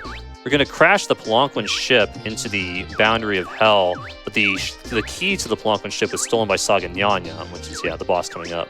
So this boss coming up will be another bodyguard boss. However, we're going to be using Sakia's World ability, the time stop ability, to bypass the bodyguard effect at the very start. We'll be using our one and only elemental bomb of the run, the Fire Bomb, to take out 2 of the bodyguards and also injure Yoshika, who is also present in the fight. And that will also injure Nyan a little bit. Then we're piling on damage on Yoshika. Both Nitori and Yukari will be using AoE attacks, which again will hit both characters, or both enemies, Nyan and Yoshika. Do as much damage as possible, and hopefully we'll skip Yoshika's poison attack. Alright, let's go ahead and do that. So yeah, World into Fire Bomb. There's a whole bunch of different elemental bombs in this game. This is the only one you can get in the speedrun, because all the rest just take way too much time. And then into Soul Sculpture. As long as my damage rolls are decent, we should be able to take out Yoshika before she does her poison attack. That was a little bit of a low roll, I believe. So yeah, AoE attack to hit both characters. It does more damage. And this. That was a pretty good roll on Nitori. Okay, Yoshika's down. That's good. Do 2 Soul Sculptures here in a row. Again, I'm getting 1.5 times as many turns on Sakia now, which is why she's able to act twice there thanks to the speed boosting equipment. One day I'll block this attack. It's all good though. It's routed in such a way that even if I fail to block it, it's all good. And Nyan is done. Take health now. All right. So now we have the key to Pelonquin ships. Now we're able to go chase down Hikashi and head towards the end of the game. So we're finally going to go update some of these story triggers. Now it's just the best place to do it. Go back to the human village. We're doing one last shop as well. Well, kind of one last shop. Be buying the super enhanced outfit and Shikigami Ran Yakumo. The super enhanced armor will be for Nitori. Nitori is going to take on a more of a support role at this point. No longer an attacker. And the super enhanced armor drastically increases your defense while lowering your attack. And Shikigami Ran Yakumo, who we're talking to right now, actually, is a weapon for Yukari. She'll never actually attack with that weapon, but does increase her special attack by 20, which is a pretty potent increase. So yeah, the lore update is we're going to go ahead to Myorin Temple one last time in order to go chase down Hikashi. Again, I have to enter from the correct direction, otherwise I will get a boss fight. And yeah, we'll be coming up on the minecart equivalent minigame of the run. I do have to focus for this one. It's basically I'm going to have to shoot down fairies that are popping up, and they're going to be shooting randomly. And I have to complete the minigame while getting a perfect score to get an item. I'm a little bit worried about this section here. When they shoot a shot, you're probably going to see me jump a little bit if it's being captured on the cam, because I have no idea when they're going to shoot. And I startle easily, so we'll try and focus for this mini game. If I don't get it, it's not the end of the world, but I would definitely like to get the item here.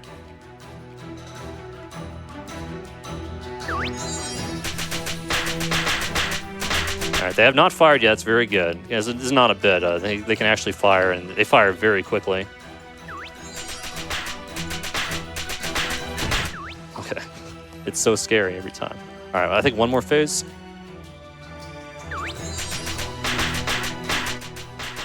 Okay, I think we're good. Make sure I haven't miscounted, but judging by this song, I think we're good. So anyway, we did get the item.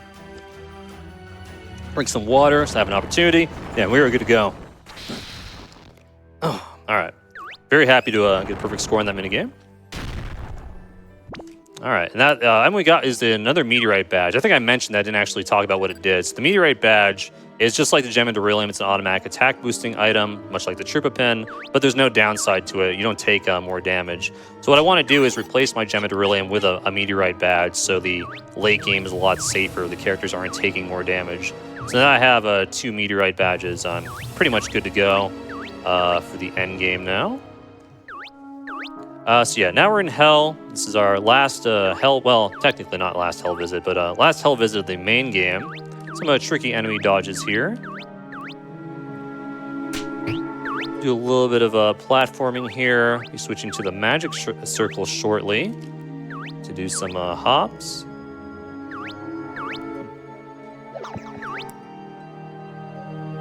Up here. These fairies will kind of like lock onto you if they see you, but shouldn't actually matter too much. All right, that section is complete. Make it up this staircase, and we go talk to Hikashia. So we're getting a little bit of a lore update here. She's talking about her plans for world domination, I think. We still don't know exactly why Hikashia is doing the things she's doing. That will be revealed at the very end of the game. But she split herself into even more copies than usual here, and we got to go track them all down. We jump in this mysterious portal, which will transport us to Hikashia's castle. It is obviously like the Bowser's Castle equivalent from SMRPG. So Kazuzu's kind of revealing a few of Hikashi's plans. First one is, world domination, establish Hikashi land. And the second is to give out free T-shirts to everyone. So it's a bit of give and take. Some upsides, some downsides. And yeah, so we go in this dark room here. Take out this fairy. Do a shot here just for timing purposes. We make it across the platforms. If we get too fast here, the fairies will get you. And we see a few people have joined Hikashi's cause here. It's Yomu, we haven't seen since the very start of the game. And also on the left there, it's Kokoro yet again. Whole squads here. Try and support Hikashia. So I'll be doing one of the last menus in the game. This, take off this, and this. Save. All right, a bit of last shopping here. Go ahead and sell all this. Get some money. I'll be buying 2 of these, 3 of these, 3 of these, and 16 is hopefully good enough. And yeah, so now of course we're in Bowser's Castle. There are the Bowser doors, right? The Hikashi doors. You only have 3 choices in this game. On the left is the Battle door. You definitely don't want to do that, much like an SMRPG. It's a lot of fights, so we'll be skipping that. This will be the Action door, which has a bit of platforming puzzles we'll be taking care of. And on the right will be the Shooting door, which will be a mini game coming up right after this sequence. So we're getting a few items here. There are more than just revival potions. A few frog drinks, another fragment of life. We'll be getting another lucky card to double our EXP after one of the fights coming up. And we'll be getting a Philosopher's Stone as a reward for doing this sequence, which is like the Sage Stone from Dragon Quest. It's a AoE heal, which has a chance of breaking. Tracked here. You can pick up chests in this game, by the way. Just toss them if you want.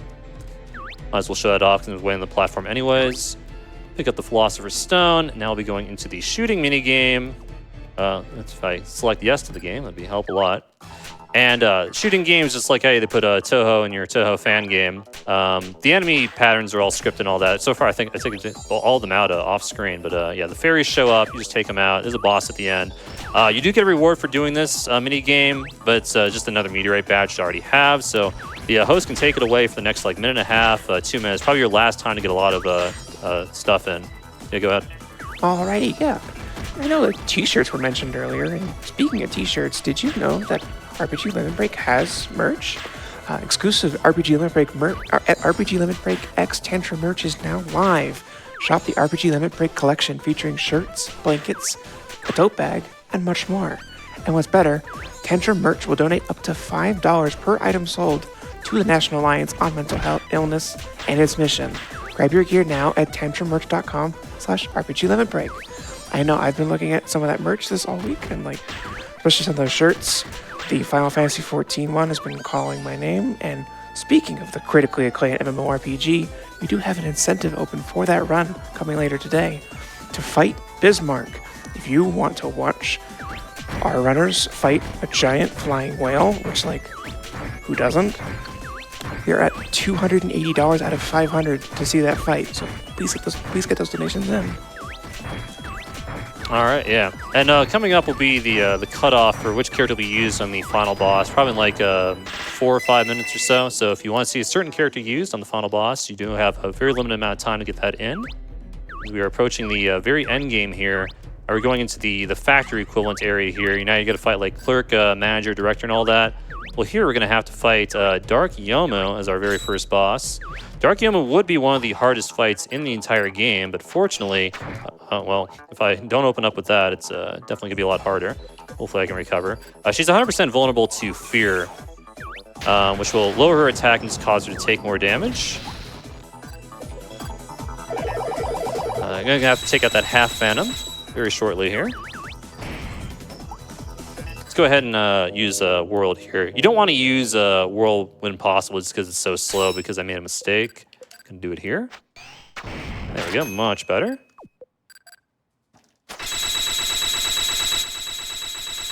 So yeah, Yoma's taking a lot of damage now because she's feared. Status effects have a random amount of time to last in this game. Also going to use the lucky card in this fight to get a lot of EXP after this. So I don't want the fear to wear off right here. Yeah, I think it's still active. So we should be able to win, no problemo.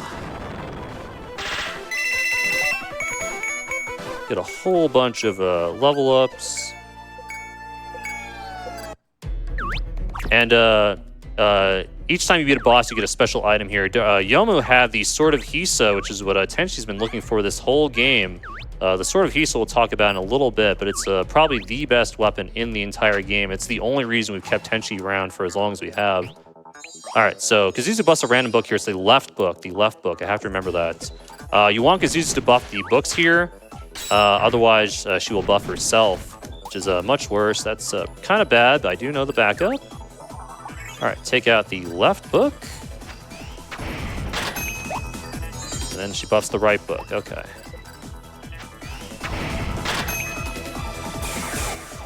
All right, so I guess I won't bother doing this.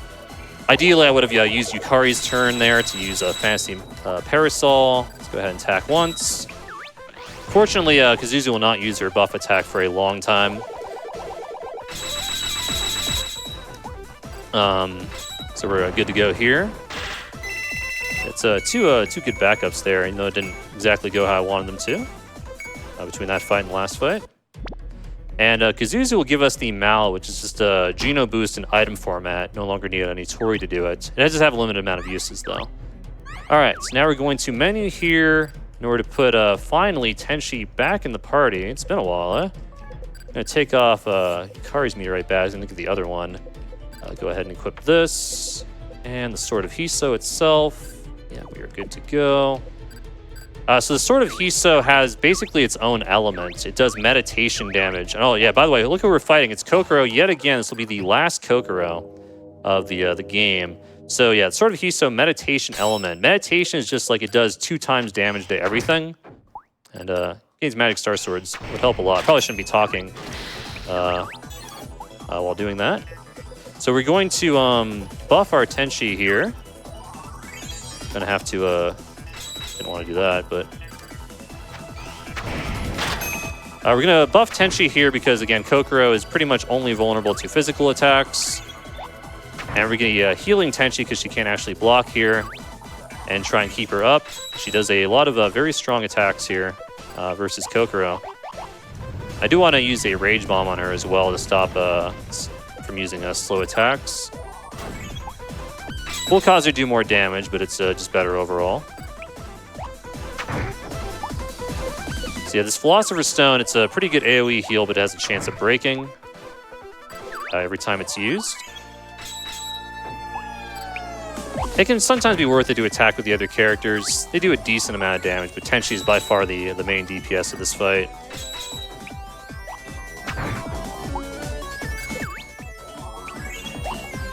And the fight should be over probably right here, is my guess. Of course, the last turn critical again. Or is that anywhere else in the fight? All right, and Kokoro gives us the Yin Yang Orb, which he used at the very start of the game, in the tutorial section, actually, which I didn't mean to do.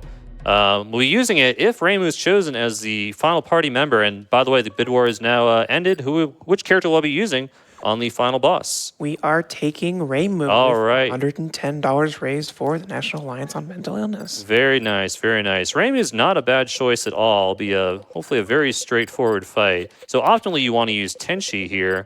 Reimu is not too bad of a replacement, though. Certainly a lot better than some of the other choices I offered. And once I actually tested them out a little bit, I was like, I don't know about some of this. But yeah, Reimu will be perfectly fine. Yeah, Yukari is a bad choice, so it's good we don't have to do that. So yeah, because I don't know what character I'm going to be using, I do have to double check my menus. This will be a lot uglier than all the other menus so far, but I want to make sure I didn't make a mistake. But I think we are good. We are good. Okie doke. So this will be the final fight in the game. We've come a long way. It's time to fight Hikashia herself. So quick lore update. If you remember that tablet that Renosuke found way back in the start of the game, when Hikashi and Kazuzu went to investigate it, they stole the tablet. The tablet led them to a mirror. The mirror sucks in Hikashia and splits into a good Hikashia and an evil Hikashia. The good Hikashia is trapped in the mirror. We'll be fighting the evil Hikashia, try and put an end to the incident and restore Gensokia once and for all. The Hikashia fight is the longest fight in the game and the most difficult fight in the game by far. There's going to be a lot to talk about. Hopefully I remember to explain it all. There's going to be two phases to this fight. And also, in the different phases, Hikashi will be changing her head, kind of like Smithy changes her head, or his head in an SMRPG. The red head is weak to Divine, Resist Dark. The yellow is the opposite.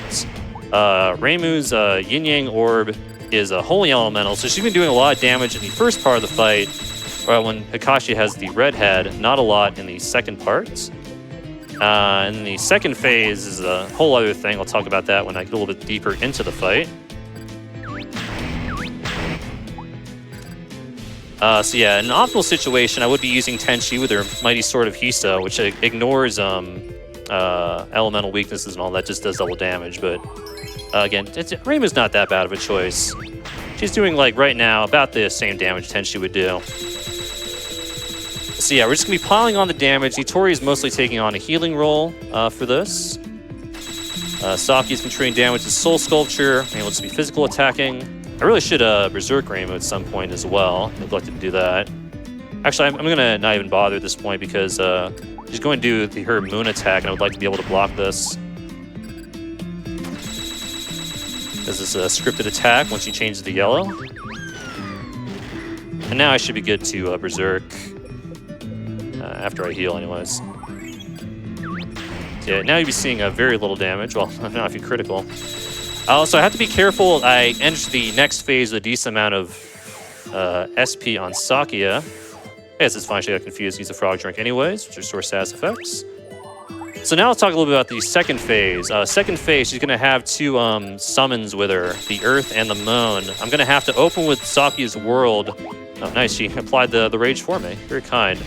I'm going to have to land two Magic Star Swords. If I miss them, it gets kind of bad. So I'm going to have to really focus for the start of the fight.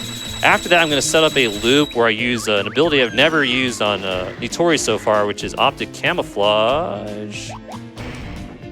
All right. Let's settle down here. Let's settle down here. Let's go ahead and revive the whole party. That'd be a good idea.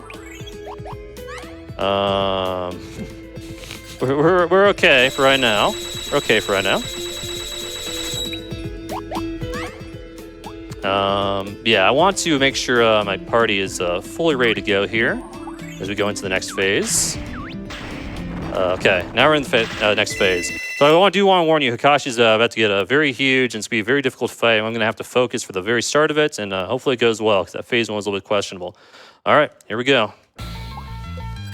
And this song actually plays through the world animation, the only time this actually happens.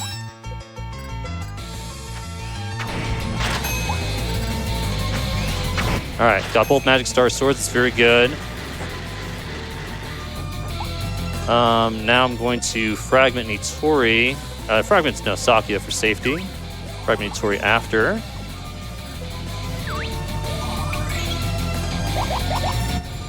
All right, block that. That's good. Fear doesn't matter. Gonna do Frog Drink into Rage Bomb. So yeah, Hakashi's gonna be raged for the entire fight, which will cause her to do an unblockable attack, but Nitori will be invincible to it. Is there anything else I want to do here? I don't think so. I think we're good to go. Could use my Cursed Ukodo, which I forgot I had. Ah, sure. Let's use that. Take a hit for us. So the idea will be to keep Saki alive for as long as possible. All right, Shredder is one of the worst things she can do, but it's okay. We have a total power-up. Tearing Off is the Shredder equivalent. Removes your buffs. Nice crit. So yeah, we're using Saki as much as possible, and we'll also be reviving Reimu. The main loop will be to revive Reimu, which will be the main DPS on this fight. And I have to be very careful that I don't let Hakashi's rage run out. If it runs out, it's really bad. So I have to keep an eye on that. It does last a random amount of turns. So far, I think we're good. Revive Sakuya. This is an okay second phase so far. Good crit. Okay, overcame a rage. So I'm going to revive Sakuya and then re-rage with Reimu. Alright. Alright, it's going to be the Reimu show from now on, as both characters have been taken out. I've done enough damage at this point. I think I'll have enough revival potions. Yeah, 10 should be plenty. And now we're just going to try and keep this loop going for as long as possible. The only thing I can actually hit Nitori at this point is Hakashi's smash attack.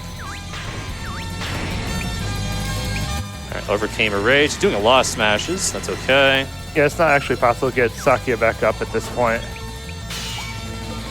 Yeah, because of the turn order, I can't actually revive her at this point. I already forgot if I re-opted camouflage. Do it again for safety.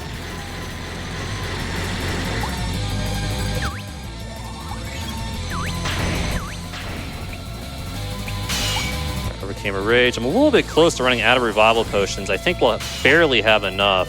At least I hope we will. Otherwise, it'll be a very funny ending. All right, these crits are helping a lot.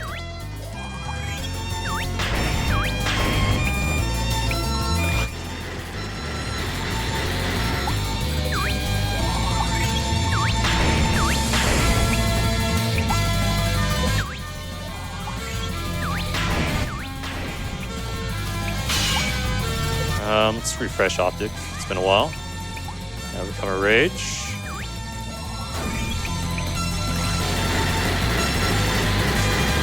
Kind of a scary amount of revival potions down to our last 3. Hope we win soon. Down to 2. Freebie would be great here. Gonna have to do a very funny backup. Okay, we got a freebie. Oh, great crit. All right, that's it. We've won. Nice. Impossible. All right, that was kind of a scary ending, but Reimu was able to do it. All right, Gensokyo is saved. Good Hikashi has escaped. The boundary shards are here. The boundary has been repaired. The evil field surrounding the village will be dispelled.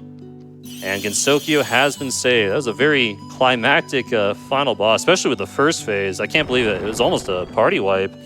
I had a re-raise on Nitori just for safety, and fortunately it did pay off. It was a very, very scary situation. So yeah, we're just, all the toes saying, thanks for your good work. Thanks for pairing Gensokyo. Everything's back to normal. The incident's been resolved, etc. So yeah, timing is not yet. It'll be you got to walk back Dragon Quest style to go talk to all your friends, and I'll announce when timing will be, or end time will be. It'll be in like about 2 or 3 minutes or so, maybe a little bit less.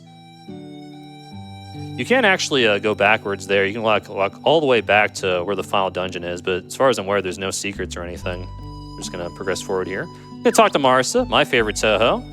Not really seen in this run. She's like the mushroom boy of the game. You give her mushrooms to get items. And of course, I'll talk to Chen. Everyone likes Chen. Chen was actually not in the credits and the first release of this game, and she was patched into the sequence. You can talk to all your favorite Touhous there, get a bit of a dialogue. I'm going to talk to all our friends that made this whole thing possible, and time will be coming up in about 10 seconds or so. Basically, as soon as I'm done talking to Remy, the screen's going to fade to black, and we're going to call time right now. All right. So that concludes the main game. The credit sequence of this game, this is kind of like the parade equivalent. You get to see all the Touhous run around. You get updates on your stats and all that. How many encounters you got, how many times you stayed, how many points you got, what difficulty you played on, things like that. We're going to skip it for the sake of time. This lasts for like 2 or 3 minutes. And we're going to head straight into the Mima incentive. Again, thank you so much for your donations. And now it's go time to fight the very difficult optional super boss, Mima herself. And I'm going to have to switch to Magic Circle. All right. So by using Magic Circle on a Magic Circle, you get a shortcut out of the dungeon. And yeah, we're going to be walking back in order to go set up the Mima fight. So there's a lot going on with the Mima fight, and as well as the setup for it. The first thing I'll be doing is I'll be upgrading Tenshi's weapon, the Sword of Hiso, which I already mentioned is one of the strongest weapons in the game. There's a weapon upgrade system that's kind of basically post-game only. We'll be talking to Kogasa, paying her 5,000 whole gems in order to upgrade the Sword of Hiso, which is equipped. Yeah, there we go. Accidentally unequipped it. All right. Upgrade Tenshi's weapon. Whole lot of money. Tenshi will be our main DPS for this super boss. And we'll be heading over here to the Bamboo Forest. If you remember that Hellstone we picked up, we're going to turn it into Wasa Sake Hime. We exchange it for a shiny stone. Shiny rock, excuse me. Shiny stones from SMRPG. We present the shiny rock to the shrine that guards Mima. And then we will go ahead and get going here. So the party I'll be using will be Sakuya, Tenshi, and Yukari. Yutori will not be present here. Go ahead and take off all your equipment. So the way this is going to work, who has my thing? Oh, that's right. I don't have another meteorite badge. That's okay. I'll give her this. Sure. Actually, I'll give her this. Yeah, Tenshi will be the main DPS. That's right. I got to take off Reimu's equipment. Put it on to Tenshi. Give her the reassurance bracelet. She can't get status effect.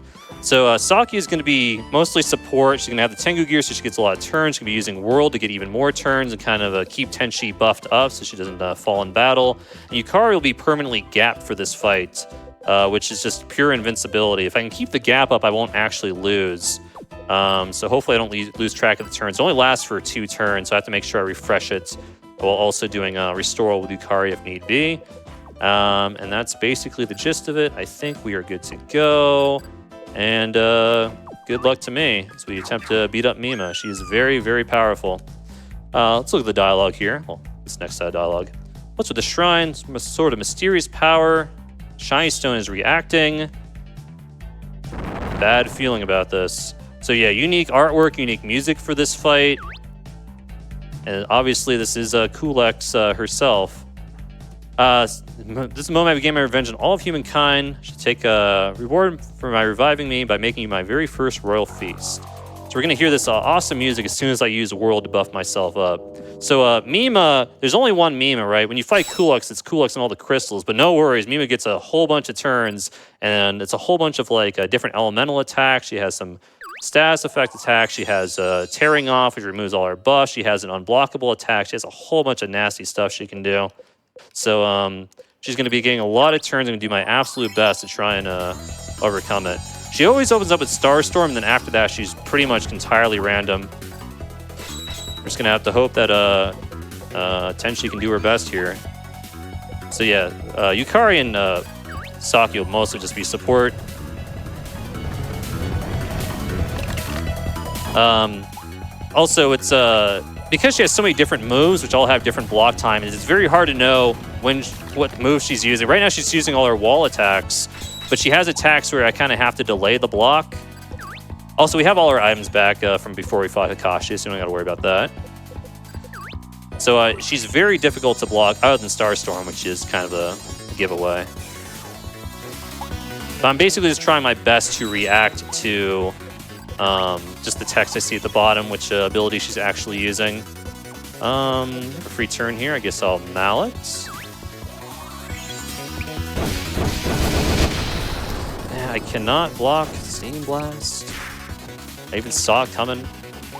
All right. Yukari needs to be gapped here. It was kind of an oversight. All right. So yeah, Saki and Tenchi falling, not too uncommon here. As long as Yukari stays gapped, we can win the fight. Yukari can actually win the entire fight. Oh, I have to revive first.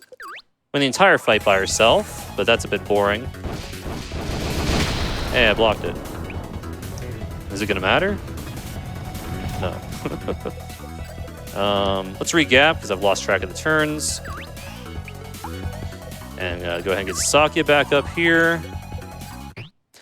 This fight is definitely not routed as well as it could have been. I tried to route it to be as exciting as possible for the generous donators. But right now it's going okay, I guess. There's Mima's unblockable. Nothing you can do about that. All right, finally some DPS. I'll go ahead and refresh my gap.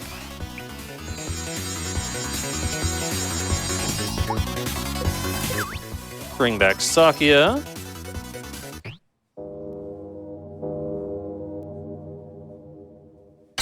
Bring back Tenchi. Also need to restore everyone's SP here with a frog drink. Sakia's petrified.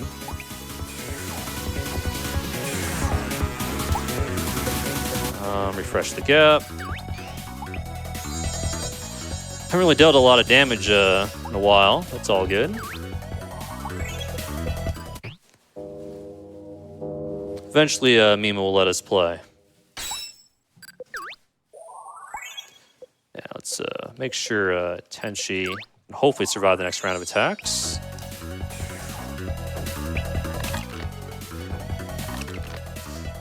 Okay, can barely block that last one.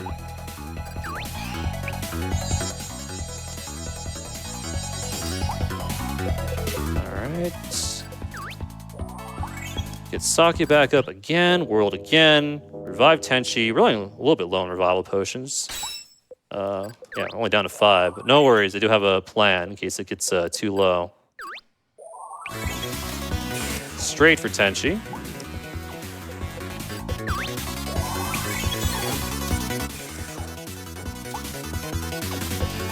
I didn't want to have to do this.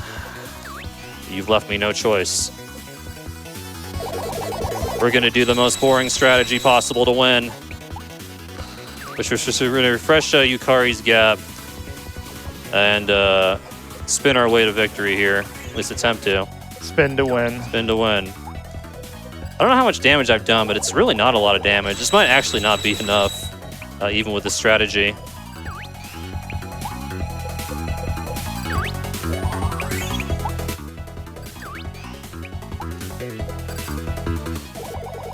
Parasol into gap, into gap, into Divine Wine, into gap again.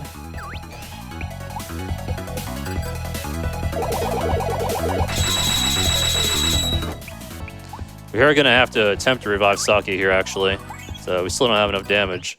This would be very close if we actually win. So, let's do our absolute best here.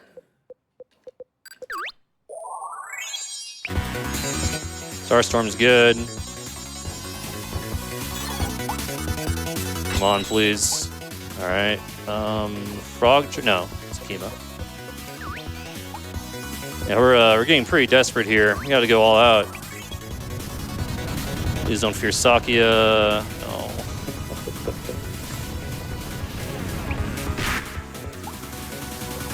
All right, last revival potion. Certainly very intense. I'm not sure how much damage she needs. Maybe like another 1,000, 1,500 is my guess. All right, I can't revive Tenchi. All right, well, Saki it is.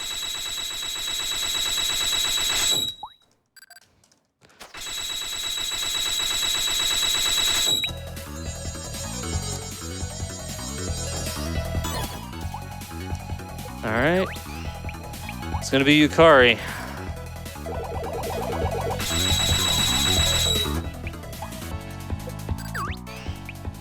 What do we got here? Celestial Wine, absolutely.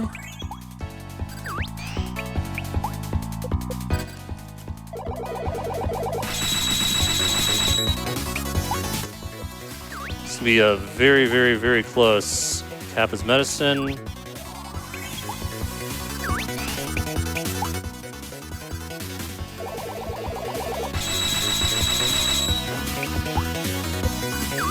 Almost out of MP Restoral items here. This is my last one. So I hope she is taken out in these next 2 parasols. Otherwise, I'm in big trouble. Ah, we won. All right. A very exciting fight. Very exciting. Perhaps too exciting. I do it for the crowd. Could the fight have been routed better? Sure, but then we would have had, you know, the great time that we had. I didn't expect this strength. I'll revise as many times as I wish. As long as humans walk this earth, I'll never truly disappear. Not that I actually care about my vengeance or anything. I'll be sleeping here until someone wakes me up again. All right, Mima is done. She drops the Crescent Moon badge, a very powerful accessory, boosts all your stats.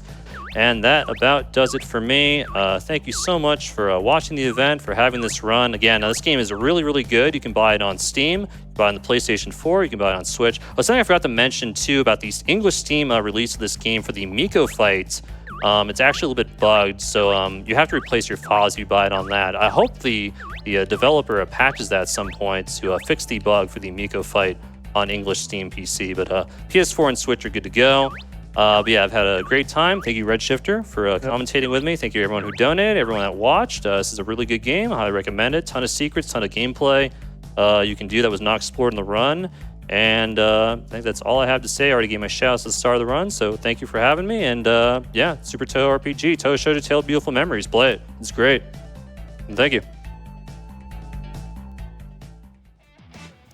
Alrighty, thank you so much, Claude, for that incredible run. And I was on the edge of my seat for the entirety of that Superboss fight. So thank you all you donors out there who made that incentive happen, because that was so exciting. But with that, that is it for me on the host mic here at RPG Limit Break. But I know I'm leaving you in very capable hands of the wonderful Alice Rajasu. So while we get set up for our next run here, I'm going to throw to some Twitch ads real quick, but don't go anywhere. We'll be right back.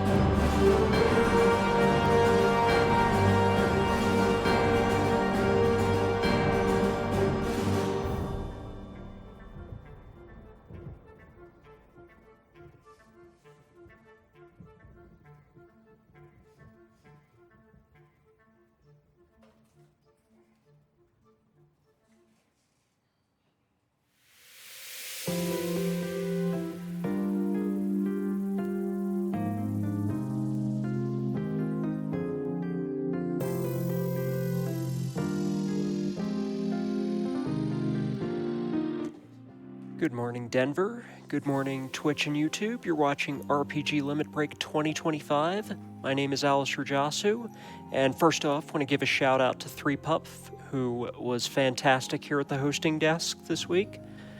But we are getting set up for the next run, so just hang around for a bit, and we will be on with Countdown and Trials of Mana.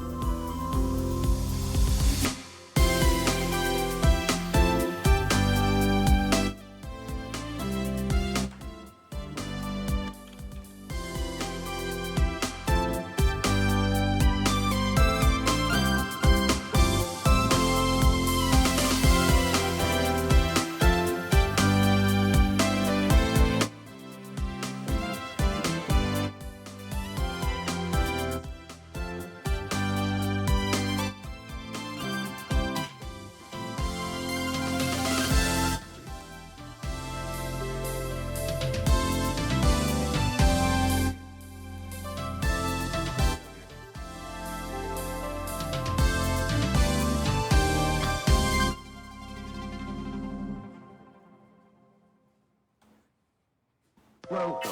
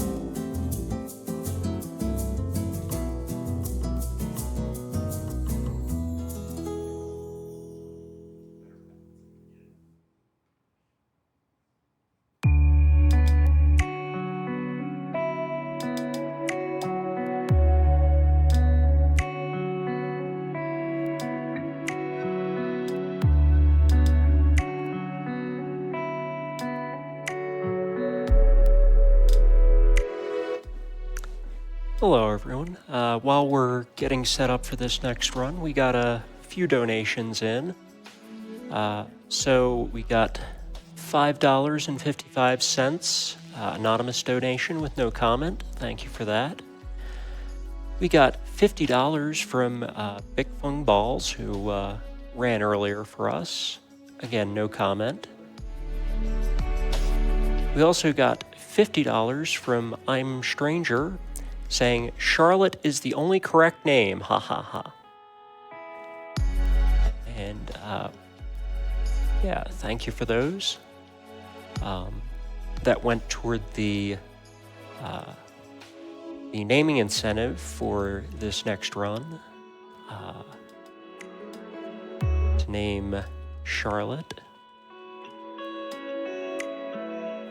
That is for, naming Charlotte as Charlotte. It's actually an abbreviated version of Charlotte, but you can find that in the bid wars. If you make a donation, you can put your donation toward naming one of the characters in this next run or the run after that, or toward fighting Bismarck in Final Fantasy XIV, or any number of other incentives that we have coming up.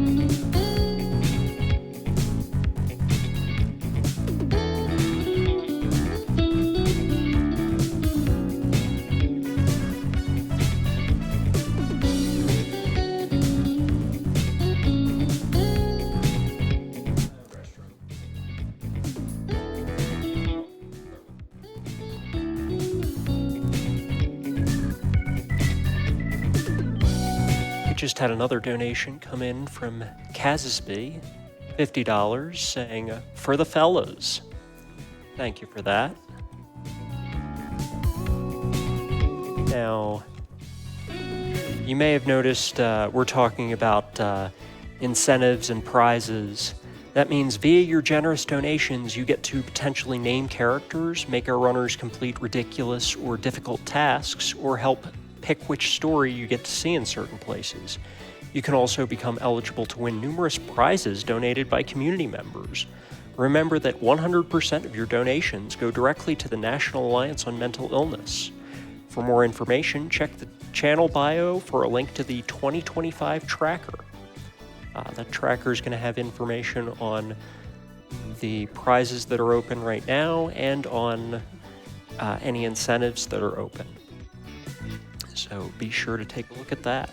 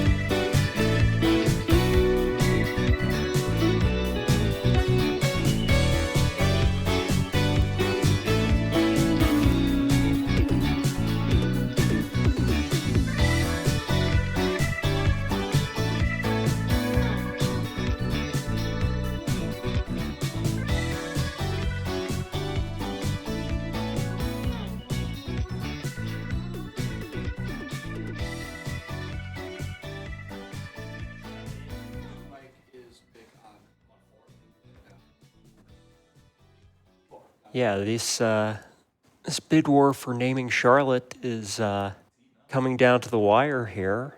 We got $25 from Organ Mike saying, trying to snipe the name of the cutest speedrunner? I think not.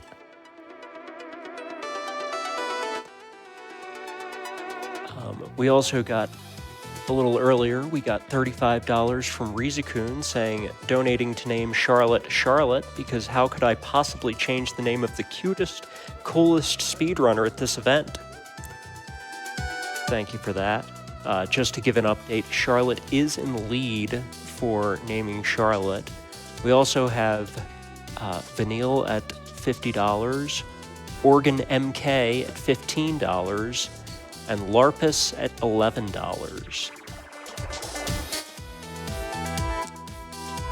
You can also donate to name Kevin or Lise in Trials of Mana.